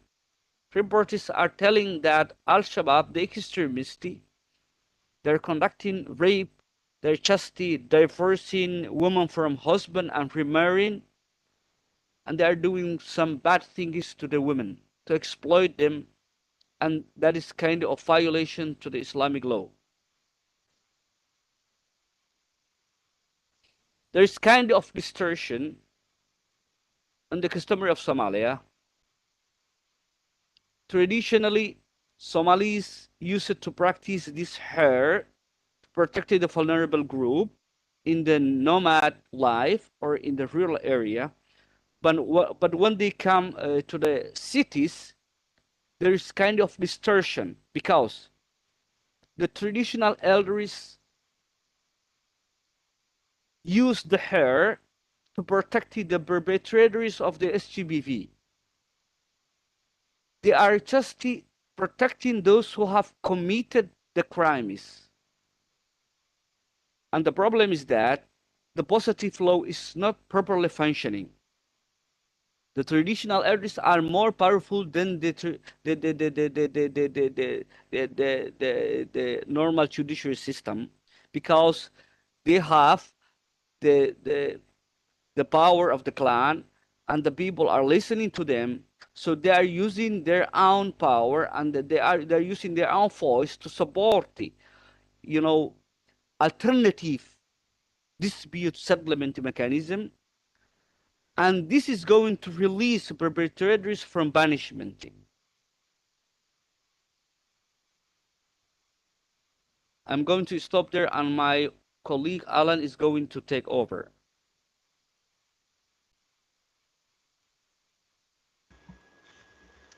Yes, that would be amazing. Thank you so much for your insight. We'll be happy to hear also from your colleague, Mrs. Vermeulen. Thank you. Mahat. Thank you, Mahat. Yes, please show the slideshow. Show it. Yes, please. Thank you. Because otherwise, thank you very much. Thank you all for having us participating in this very important webinar because vulnerability and policing are are incredibly important components to address. And I would say also in particular in Somalia, where both my colleague Mahat and myself are active. I'm the human rights advisor of this mission. I will run through a number of slides and just give you some information and a little bit of a background of what we do in these terms, but also something about maybe opportunities and challenges at the same time, and how we and I, in my role also as the human rights advisor, try to address some of these issues. So as you can see, we used pictures, beautiful pictures for these slides, but they don't always work that well. Now, Mahat, my colleague, just spoke a little bit about, the vulnerability, which is incredibly high in Somalia.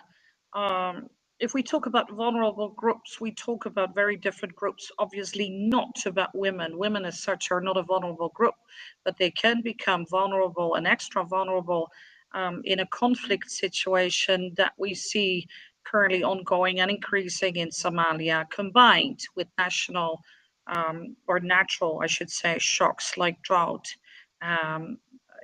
People on the basically on the border of starvation in many parts of the country. Displacement makes people more vulnerable. I think it's very important for all of us to understand that vulnerability increases vulnerability. It builds upon each other. And it's very strongly related to human rights, because the more vulnerable people are, and obviously it's enclosed within the word, the more vulnerable they are also to human rights violations and abuse and further abuse. Now, the legal framework in protecting women in this situation where sexual and gender-based crimes are very common is, for example, the 2012 Constitution, the Provisional Constitution, but it's not been basically actualized into Somali law. And that is also where, unfortunately, quite a number of things get stuck here. This is also where UCAP Somalia tries to support in adjusting legislation to make it compliant with international standards, obviously. So what we see in like the professional constitution, but also in the penal code of 1962 is, you know, some elements, for example, of non-discrimination and some elements around equality, etc. But the language is, you know, for example, in the Penal Code 1962 is still old school. So it deals with, you know, sexual crimes in terms of honor and decency, which obviously it can never be measured and is never really has a legal basis. It's better within the provisional constitution, but even there we see some language problem.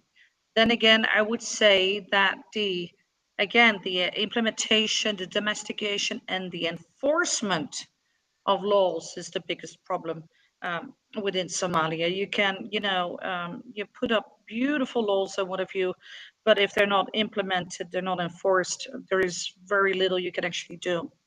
So what is also, I would say, was a landmark, I should say, is a landmark, is the Somalis Women Charter of 2019. It was actually a milestone in this country to discuss and to put in writing better protection mechanisms for women. Again, unfortunately, the implementation process is where it kind of gets stuck. We have better experiences here, and that is with UN support and also with EU support, are the examples in the states of Puntland and the independent state of Somaliland, where you'll find that some domestication examples have taken place in terms of addressing rape and other forms of sexual violence. So, you know, that legal framework obviously is incredibly important. Again, enforcement there is also still a bit of an issue, including the, you know, the interagency collaboration, you know, and also the collaboration between law enforcement and the justice chain. So getting people really behind bars after a fair trial is something that are unfortunately in many ways still kind of exceptions, but I think Puntland and Somaliland have given, you know, quite good examples in this. However, I fear that we can still say that the legal framework that protects women, and not as a vulnerable group, but when vulnerability increases, for example, in these situations of climate change, of drought, of near famine type of situation and conflict, that legal framework is basically absent. Could you move on, Mahad? Next slide.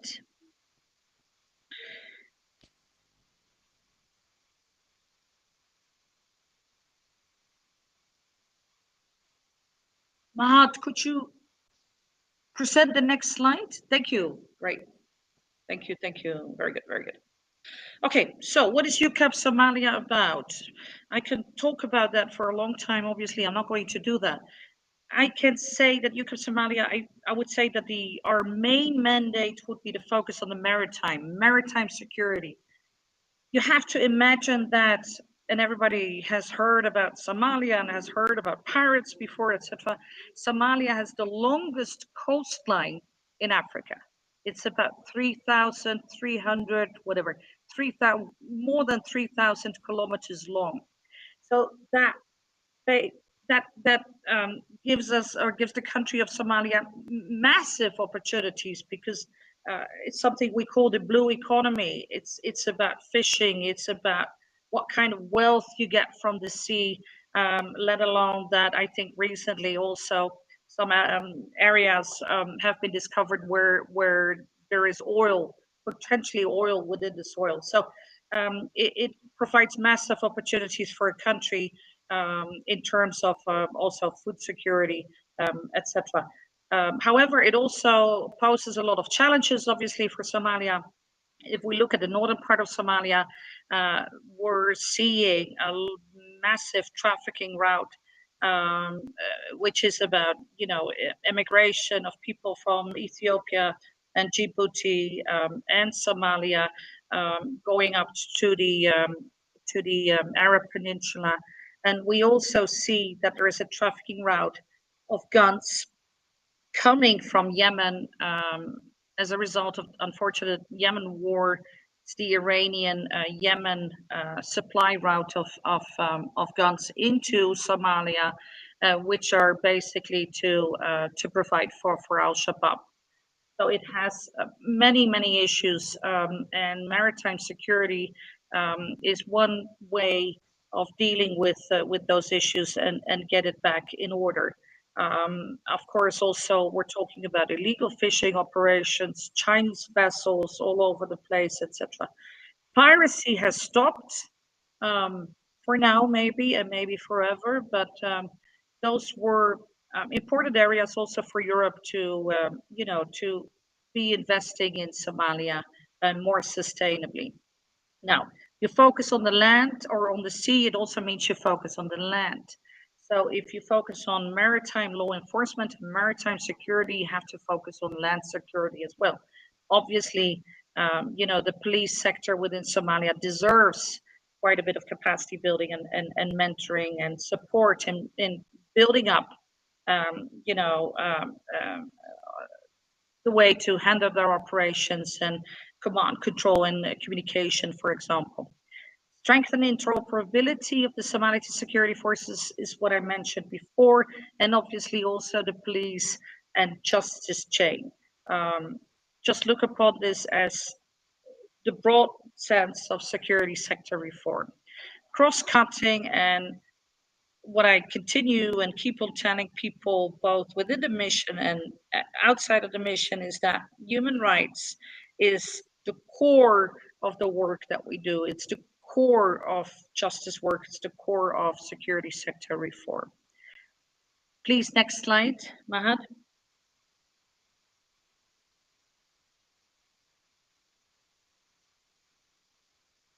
Thank you. Very good. Okay, so if I say to people that, the Somali environment is not very much conducive for working on human rights, on protection issues, human protection issues, which includes focusing on vulnerability, etc., and how to diminish people's vulnerability, people would say, yes, I understand because it's Somalia, but then I would say, no, it's also within the mission, and the UN has similar issues there. Working with police and military advisors, etc., or people with a military or police background, it does involve, not criticizing my colleagues here, but it does involve quite a bit of work of making people understand how to use human rights, how to mainstream that within their work and make it tangible, make it accessible, but also to make it something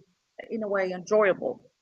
For example, when it comes to Somalia, and I've been working very closely also with our Somali counterparts and Somaliland counterparts, we have to find ways to resell human rights. What are the gains and what are the benefits for people, for our counterparts to work on human rights? Very often it is their work and then separated there we have human rights. No, it's the core, it's the basis, it needs to be integrated in everything that we do. Within policing, it is having an extra antenna for how to receive and work with and deal with vulnerable groups. Obviously, an extra antenna and being very well trained as well on the use of force and the limitations on the use of force. The emphasis on their protection mandate, in particular when it comes to, children under 18s, in particular when it comes to those obviously not taking part in the fighting factions, IDPs, people with disabilities, etc. Where their protection mandate basically comes in. That is very, very important. Now, I also mentioned something about accountability and oversight mechanisms. Human Rights Watch recently came out with their 2022 annual report. Obviously, it's not something to be very happy about. Again, also they mentioned that when it comes to Africa, you know, it's the authoritarian regimes, I should say, seem to be getting stronger. The focus on human rights and protection of civilians is going down. We see this trend, by the way, all over the world, but definitely also, unfortunately, on this continent, there is an increasing lack of accountability and transparency, which obviously is the other side of the coin of protecting and promoting human rights. So accountability and oversight mechanisms, internal and external, you have to make that distinction. They should both be there in security forces and within policing. Start with the internal mechanisms. That's what we're trying to do here in Somalia. No matter how small, something has to be in place and people need to be trained on that. Accountability within policing, within security forces is absolutely essential, obviously. Now, my colleague Mahat said something also about female police officers. Obviously, we're training female police officers. I think it's important. Obviously, it's very important. It's incredibly important to have certain balance there. At the same time, also, we need to be a bit realistic. When it comes to gender quota, they're very often installed by UN, the international community, maybe the EU, especially what we see, for example, within the Somali government. Having more women in place does not necessarily mean it will lead to more gender equality. And especially in a country like Somalia, where, clans and here, what Mahat spoke about, play such an important role. Unfortunately, I think within the government, we often see, or in high positions, that we often see women who also come from very powerful clans. And it doesn't necessarily mean, I'm just being very, trying to give some caution about gender quota. It doesn't necessarily mean that things will improve for women and other, groups within the countryside. Having female police officers, however, is obviously incredibly important. Yes. Also to say that it's not always easy for women police officers in Somalia to deal with those issues because it requires many more changes, which includes accountability and oversight mechanisms and specific mechanisms to receive survivors of sexual and gender-based violence. Next slide, please. Beautiful picture. There are many beautiful things in Somalia. The food is great too. I know that because I was in Somalia many years back as well. Anyway, so what is important? What can we do to increase that protection mandate that law enforcement has, whether it's maritime law enforcement or whether it's law enforcement on land? So it is about increasing accountability. It is about increasing the chances for people to be disciplined, but also to be referred to the court when they misbehave, for example. I think we need to be honest also that sexual violence in, war-torn countries. I think Mr. Robles speak about Sierra Leone before, where I spend a lot of time. A lot of sex crimes are committed, very often committed by people in uniforms. And it could be, it could be Al-Shabaab here, but it could also be police forces. It could also be the military. It could also be people who've purchased, police uniforms on the black market, because that obviously is happening too. So what is important? Where to start? It is really about creating that framework. It is obviously about what my colleagues are doing to sit down with lawmakers and see to what extent we can adjust legislation and develop new legislation, but also on a very basic level within the Somali police force, for example, is to develop standard operating procedures on use of force. Very simple language, and train people on that. And make sure that there is referral, make sure that there is a follow-up on that, which includes, for example, a disciplinary framework, a disciplinary board, etc. Could also be through bylaws. Obviously, the first question that I always ask working with security forces is like, what do you have in place? Do you have any code of conduct? Do you have any code of ethics? Are complaint mechanisms in place? I mean, very important. This is also a way of learning. And for us, I would say all of us, it's incredibly important to understand how to sell that to our counterparts, because this is all about improving your relationship with the public. Improving your relationship with the public is basically what everybody wants, right? But if you want to do that, it has consequences, and it means more accountability. It means complaint mechanisms and doing something with it.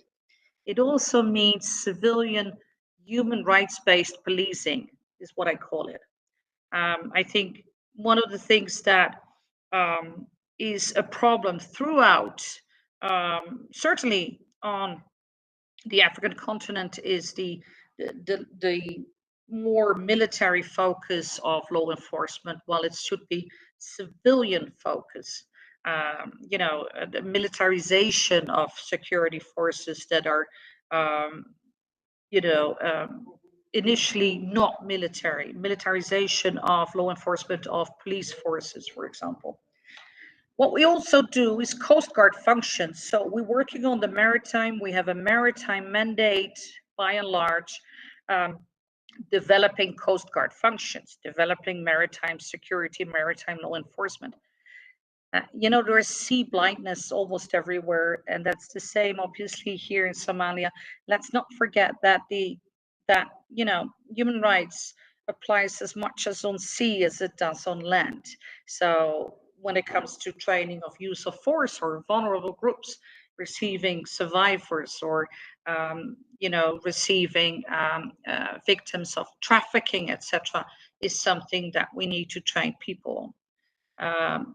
Again, also interagency cooperation is again essential, and it's a big challenge, I must say, to be able to properly address that, because if that is not in place, there will never be any justice. Nothing will ever be seen through. So I hope also people who are listening in might understand a little bit of those challenges and are probably facing those challenges themselves as well. Next slide, please. Okay, some of our work, again, there is some repetition in here. When it comes to working on more accountability, more transparency, less use of force, less use of excessive force, obviously, protection, human protection of, and dealing differently with the more vulnerable groups in Somalia. For example, there is one program which has great potential, which is the Women in the Maritime Sector program. It's called the WIMS. UCAP is in that, together with the UN, with ANSOM, the UN in Somalia, and it involves all different states and Somaliland as well, in developing this program on how to have more female students within the different colleges, the maritime colleges in Mogadishu, for example, and there's, I think, one in another place as well, but also how to provide more opportunities for women to join a maritime sector, and not just in the fishing industry or, repairing fishing nets. That's what women usually do, but also as captains, also as the ones leading those, bigger fishing ships, for example. It is, I think it is possible. And so far, the response from the different states in Somalia has been actually really good, in different governments as well.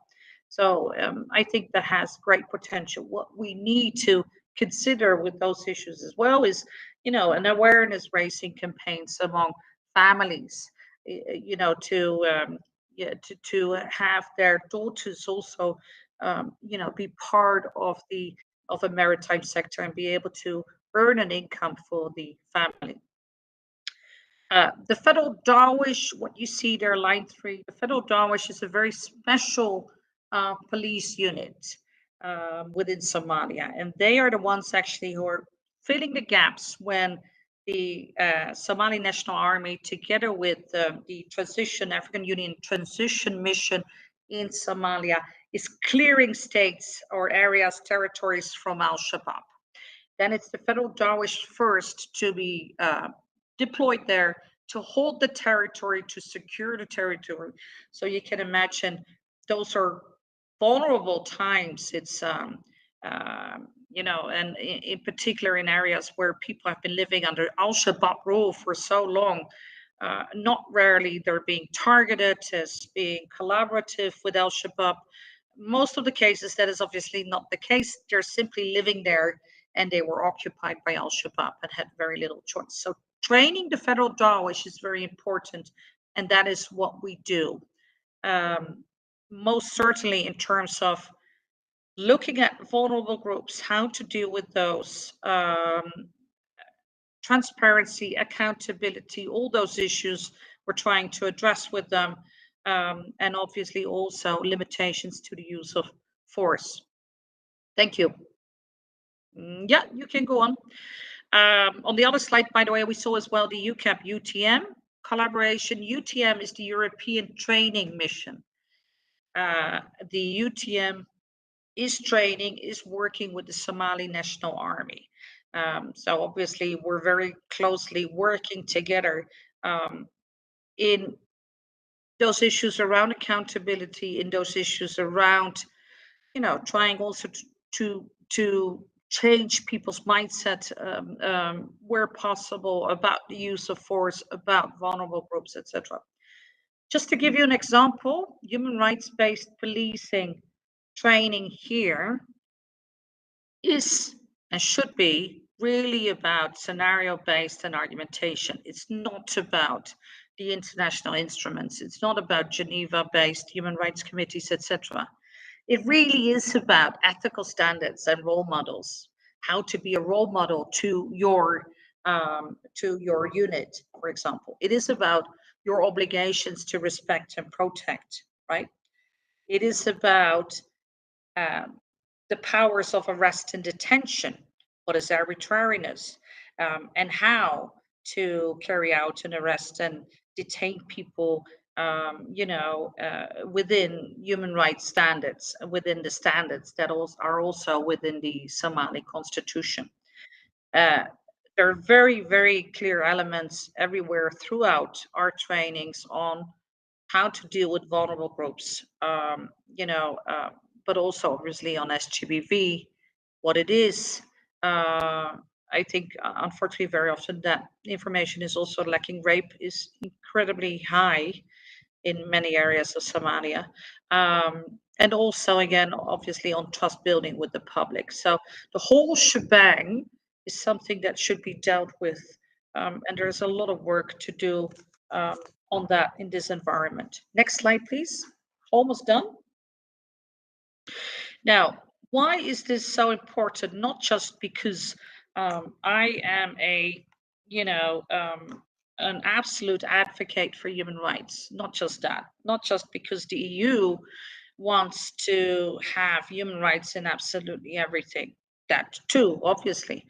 But there is something which is called due diligence. Human rights due diligence is something that we all need to consider when working with, in this case, you know, from the EU perspective, when working with non-EU security forces. You know, to be honest with you, due diligence, the UN has it in place since a number of years, and I work closely with them on that. Due diligence is also really about, you know, it is about preventing harm. It is about, and we've seen those issues all over the past many years, providing guns and equipment to a certain group of people with which, you know, in response, civilians are being killed. You know, not everything obviously is preventable, as we can see, and look at also at the Russian-Ukrainian war at the moment. But we have to have monitoring and mitigation measures in place, and we have to be really cautious about what we do in terms of providing support to security forces that could be a little bit trigger happy and that we don't really know the background of. So this is again also unfortunately about reputational, well not unfortunately, it's about reputational damage. And the unfortunate part of that is that I think for the UN, for the EU, limiting reputational damage is quite essential. Anyway, so what we're doing now, the UN has a due diligence policy in place. The EU does not yet. We're developing that, and we are, and I am contributing to that due diligence policy, which is obviously also about respect and protect and human security and taking care of the most vulnerable. I am taking care of that, or I'm contributing to that from our duty station in Somalia. That was in a nutshell. I'm not sure whether we ran out of time, but I hope we made it. Mahat and myself made it a tiny bit clear of the situation in Somalia, which is very complex, obviously, and what UCAP Somalia is doing.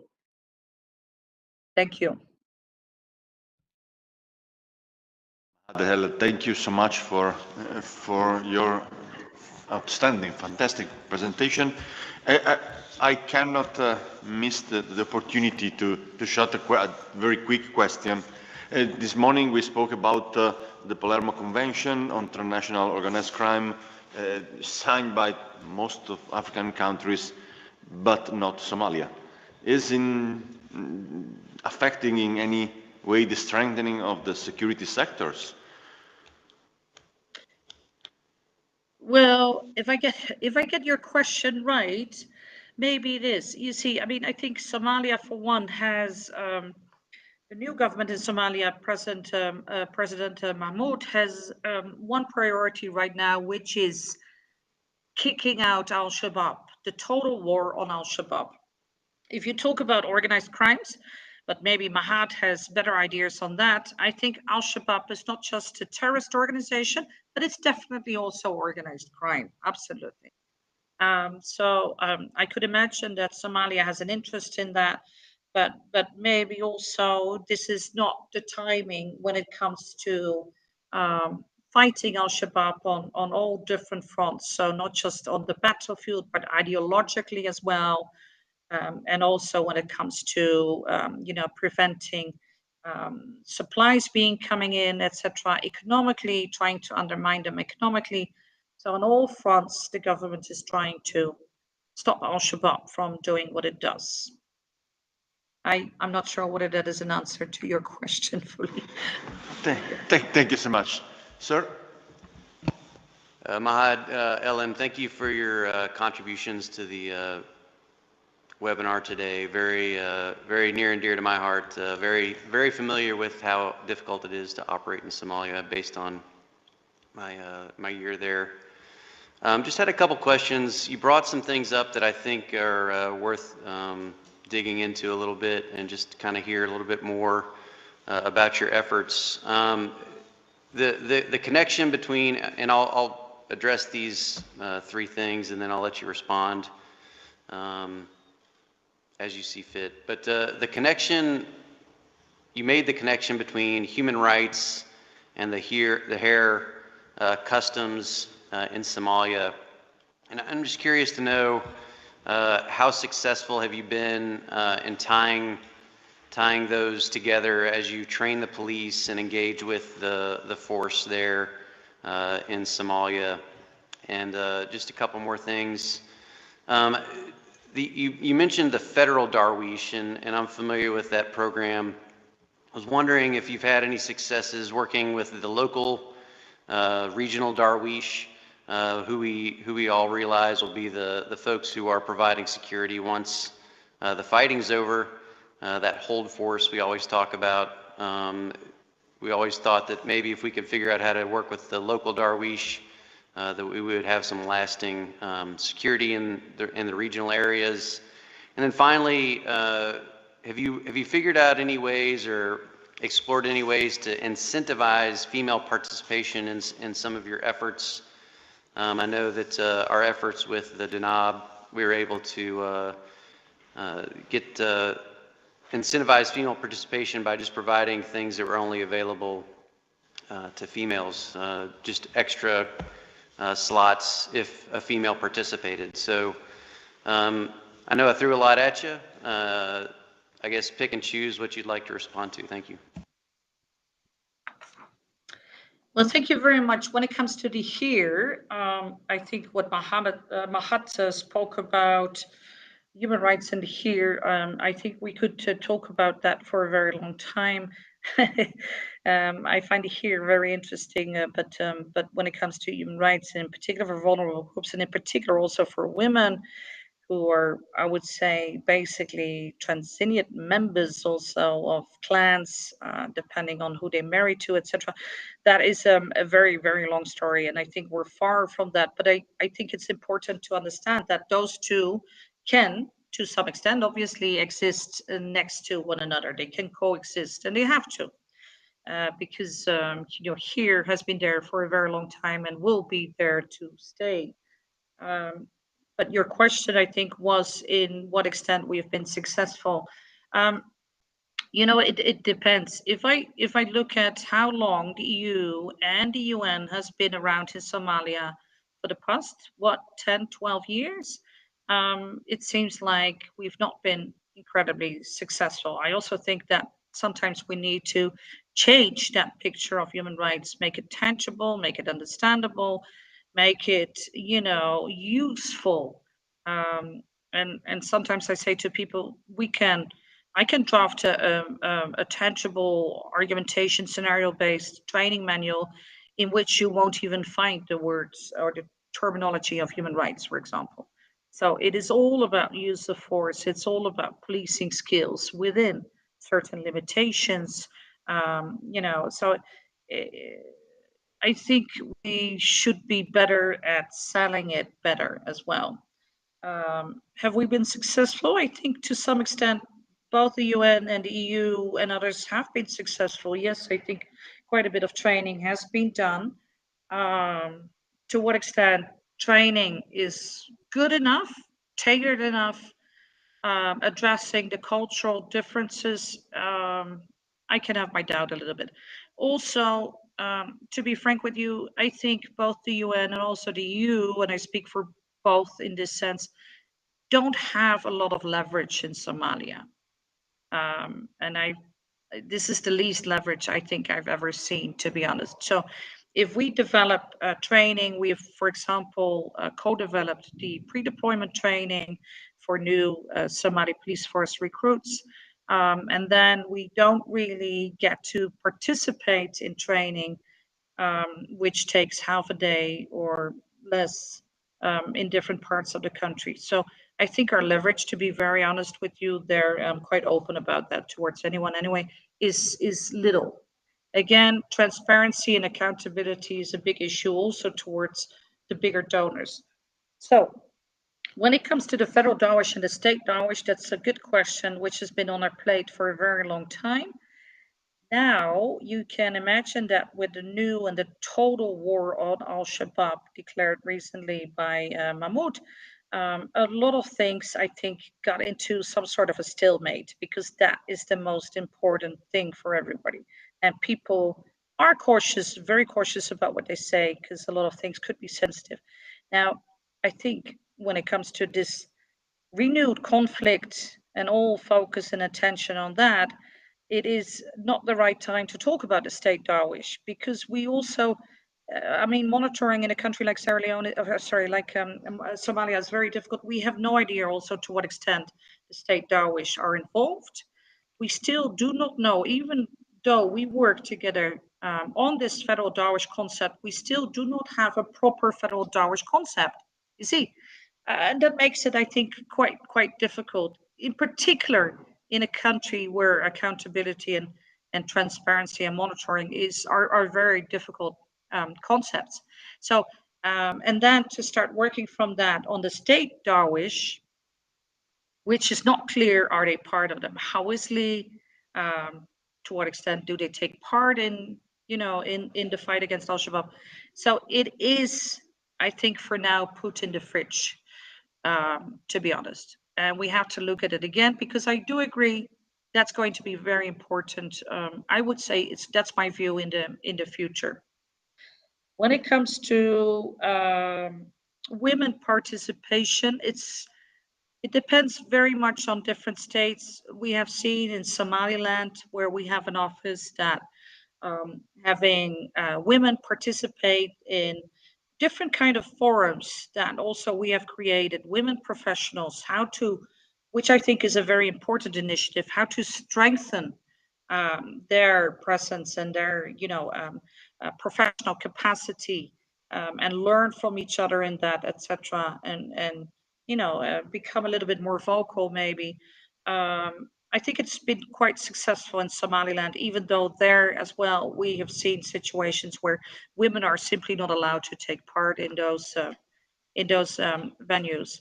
So I think when it comes to the Mogadishu area, SPF headquarters, and also the Coast Guard, and again that is Somaliland again.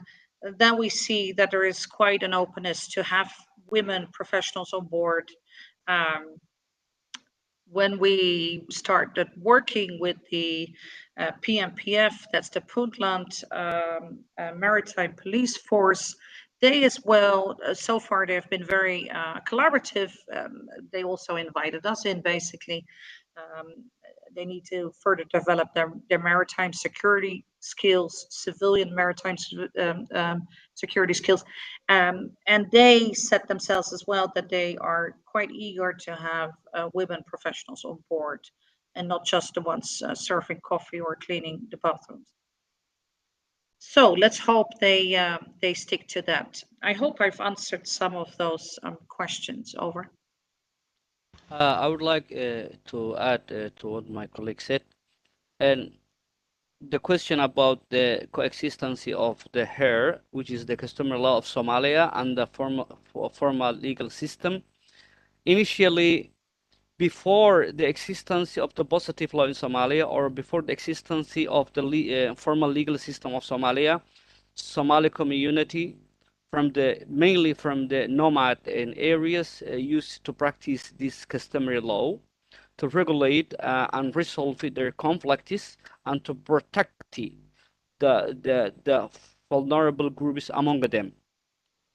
After the destruction of the central government of Somalia in 1991, the whole system has went down. Everything is gone. The legal system, the security. So the country has went back to the traditional way, the HER system. And the traditional elders, together with the religious and leaders, they use a kind of practice or some kind of norms to resolve the conflicts. And within this system, it is informal justice, but it is very hard that vulnerable people are hurted. It is very hard that woman is targeted. It is very hard that child is targeted. It is very hard that the minor people are harmed at all. But the problem is that Somalia has moved from the rural area, the rural and the nomad life to the urban area. And normally in the urban area, what works is the modern system, the legal system. So because of the destruction and the civil war that devastated the country, the formal legal system has not stand. It is unfit now. It is what we are doing now to make our judiciary system and work formally, and that is why EU CAP and other international organizations or missions are engaged. And the problem is that it can exist. It can coexist because the HER system is here available to complement to the normal judiciary system. In other words, if I say, because of the long civil wars we had, the people have lost their trust to the government and the security institutions. Why? Because of corruption, because of oppression, because of favoritism. A lot of problems existed there. But again, the hair system is not giving, when it comes to the urban area, the fair trial. It is not giving the justice. It is giving kind of a solution, and solution is not a justice.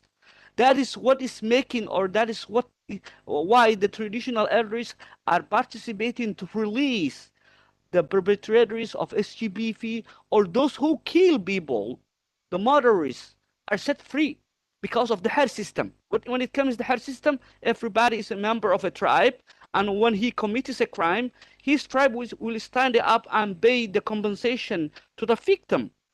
Then without punishment, he goes out, and tomorrow he is going to commit other crime. The problem is that our judiciary system is not efficient. It is not up to that level, and to size the country and to provide. The good news is that today the judiciary system of Somalia is evolving. It is developing. It is standing on its feet. Younger people have joined the judiciary system. The judge and the lawyers are all younger people, are knowledgeable. Also, one of the challenges we have is that the legal system, whether it is the codes or the procedure, is too old. It is too old. It cannot work with this modern system. Certain crimes, such as the cyber crimes, are not included in the penal code of the country. And if someone commits a cyber crime in Mogadishu or somewhere in Somalia, then it is not a crime because it is not written in the penal code. And what is not written in the penal code is not a crime at all.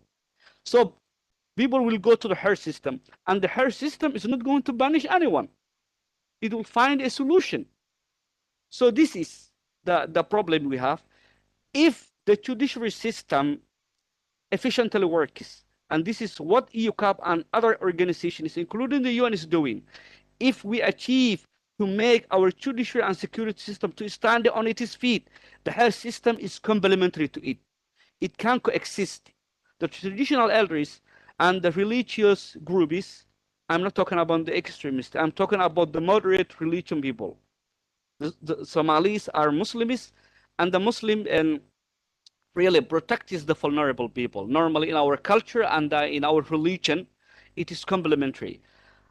If the judiciary system and the security stands on its feet, the hair and the and traditional elders plus the religious and the rest of the Somali community are here to help me, and it is going to be a complementary, and the country is going to be safer again.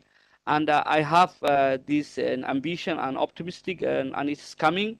One is the terrorist is eliminated. It is the chance. It is a good chance for the government to take the trust of the people. Today we have the government, the federal, the state, everywhere. We have this, and formalized, or the modern state where people are electing their politicians. We have the hope to conquer Al-Shabaab and make Somalia a safe place. And thank you, and that's all from my side. Thank you. Thank you so much. I want to deeply thank you, both of you, Mr. Botan and Mrs. Vermeulen, for giving us such an interesting and enriching insight on the UCAP Somalia work and on the situation of Somalia, which I believe I can talk for all of us, and it was very, very interesting. So we are a bit tight on time, so I just want to leave the last 10 minutes before we go on the lunch break to Mrs. Nena Tundu. We saw she connected, she joined online a couple of minutes ago. I was just wondering if she was ready to speak. Mrs. Tundu, can you hear us? Yes, hello, I'm here and I will present. My apologies for the late, coming in late.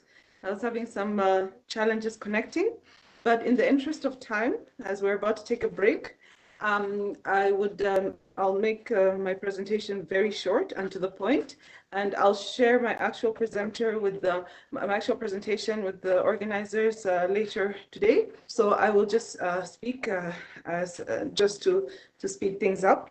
So thank you so much for having me and for being patient, and thank you for giving me this opportunity to present. So getting straight into it, this topic that we on policing is very important to the work that we are doing at the African Union. As my colleagues, Mr. Lefoko Kesaman and Mr. Robert Kesanene highlighted in their presentations earlier. I'm sorry, can you see my video? And can you hear me well? Yes, yes, we can hear. Thank you. Okay, can you see my video or not? Anyway, let me yes, just yeah, proceed. we can see you as well. Yes. Okay, so as I said, my colleagues, Mr. Lefoko Kesaman and Mr. Robert Kasenene, probably highlighted the work that the African Union is doing in our division of social welfare and vulnerable groups, and also Mr. Sabelo Mbokazi on the migration and labor and employment part. So I will be focusing briefly on the work that we do in terms of law enforcement, how we engage with law enforcement at the level of the AU through member states, looking at ending child marriages. We have two main programs. Mr. Robert very focused on female genital mutilation. So my portfolio is on ending child marriages and on online sexual exploitation and abuse of children, which is also a major program that we deal with. But in the interest of time, I'll focus on the ending child marriages. So how we engage is we engage with the member states. Mainly, we have a number of partners. Our first engagement is with governments. And we have a strategy, a 5-year strategy on ending child marriages, which is 2019 to 2023. It will be ending this year, but it will continue until likely 2030. And in our strategy, one of our key pillars is on capacity building, on the strategy on ending child marriages.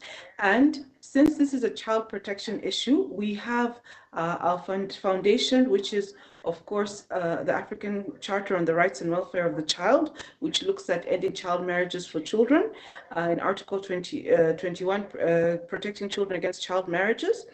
And we also have the Maputo Protocol, which also looks at protection of girls and young women against these harmful practices.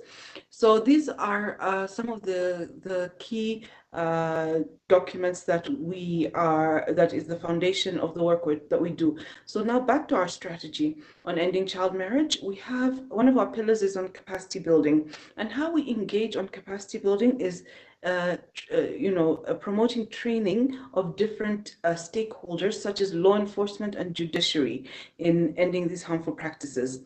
And our key goal is to ensure that because ending child marriage is a very complex issue. It requires not just the work of the government or the legislation to make sure the laws are in place and programs are in place. It's also requiring the role of civil society, requiring the role of other different development partners, whether in the UN or other partners and international NGOs and so on, donors, and also requiring local civil society, community-based organizations, faith-based organizations, the girls and women themselves, male and boys and men, and so on. So what our role in the capacity building is, we have been doing engaging with countries to see, we have these monitoring and evaluation visits, because what we do is we engage with the countries so that they are able to launch national campaigns and strategies on ending child marriage. And once they do that, we are able to, sometimes we launch with the countries. So far, we've launched in 30 countries. And countries with high prevalence of child marriages, we've launched in 30 countries. And it's been very, and since this is since 2014, when the campaign was launched at the level of the AU, we've launched with 30 countries and been engaging with them. And we do post-launch visits, what we call monitoring and evaluation, to see how the countries are doing after they have launched their campaign, the awareness raising campaigns. What are they doing? What tangible programs do they have in place to ensure that the rates of child marriage are going down? And in terms of capacity building for law enforcement, what we've observed is this. We did monitoring and evaluation visits to 7 countries last year. We did to Zambia, Zimbabwe, Malawi, Mozambique, Senegal, Niger, and Mauritania. Mauritania. And this year we will be continuing with more countries. So we did 7 countries last year. And what we noted when we brought up and these country visits are undertaken by ourselves at the AU, us who deal with child marriages, harmful practices, us as the Secretariat, and we have a special rapporteur on ending harmful practices. And she's the lead of the delegation.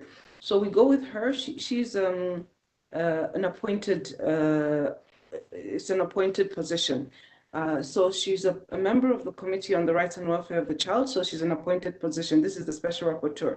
So when we visited these countries, what we noted is when we brought up the law enforcement and capacity building, a lot of the time there have been gaps in terms of funding. In terms of funding and fundraising to have proper sensitization and training of law enforcement. A lot of the time, in communities, law enforcement do not have the ability to be able to deal with such cases of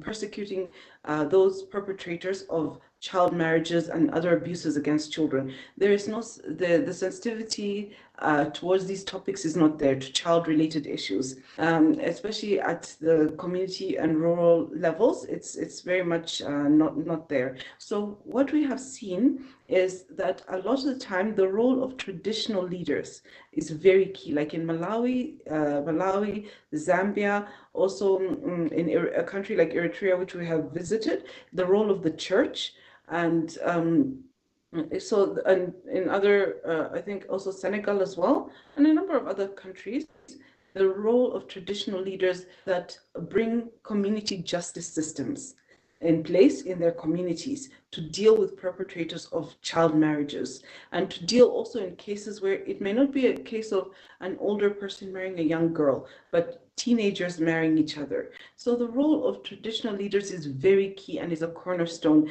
So in a country like Zambia, they have very good bylaws in communities, and they have strong community justice systems, and they make sure that the policing is done by the communities themselves.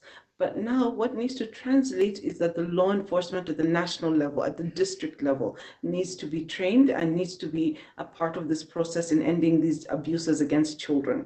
So we will continue our work in pushing forward with member states, and also when we do the capacity, we want to do capacity building this year at the level of the AU, bringing these countries together. We usually do it at a regional capacity building for Southern Africa, East Africa, West and Central Africa, and North Africa, bringing together law enforcement and seeing how can we train them together with our partners, how can we adequately train them to make sure that they are taking into account the skills necessary for dealing with child-related abuses and protecting of child rights, and making sure that the training we give them is also taken down and connected to the district level, to the community level within countries, not just at the national level. So this is a part of the work that we're doing. And also at the judiciary court systems, we've noted in a number of countries that the court systems are not even adequately prepared or adequately have the facilities to deal with these cases in an effective manner. Cases of child marriage or abuses against girls, violation against girls, even boys. So this is another thing which we're looking at, and looking at how we can tailor it to also include or have trainings for the judiciary system and how we go about it. So this is just in a nutshell of what I wanted to give a presentation on. So thank you so much for your kind attention, and over to you, to the moderators. Thank you so much.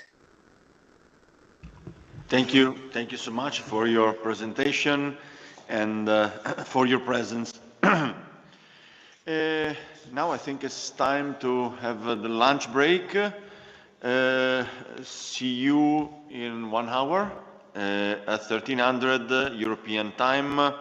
That is it's 1400 in Central Africa and 1500 in Eastern Africa. I wish you a good lunch and see you very soon. Thank you so much for your attention and for your attendance. Thanks. See you in an hour.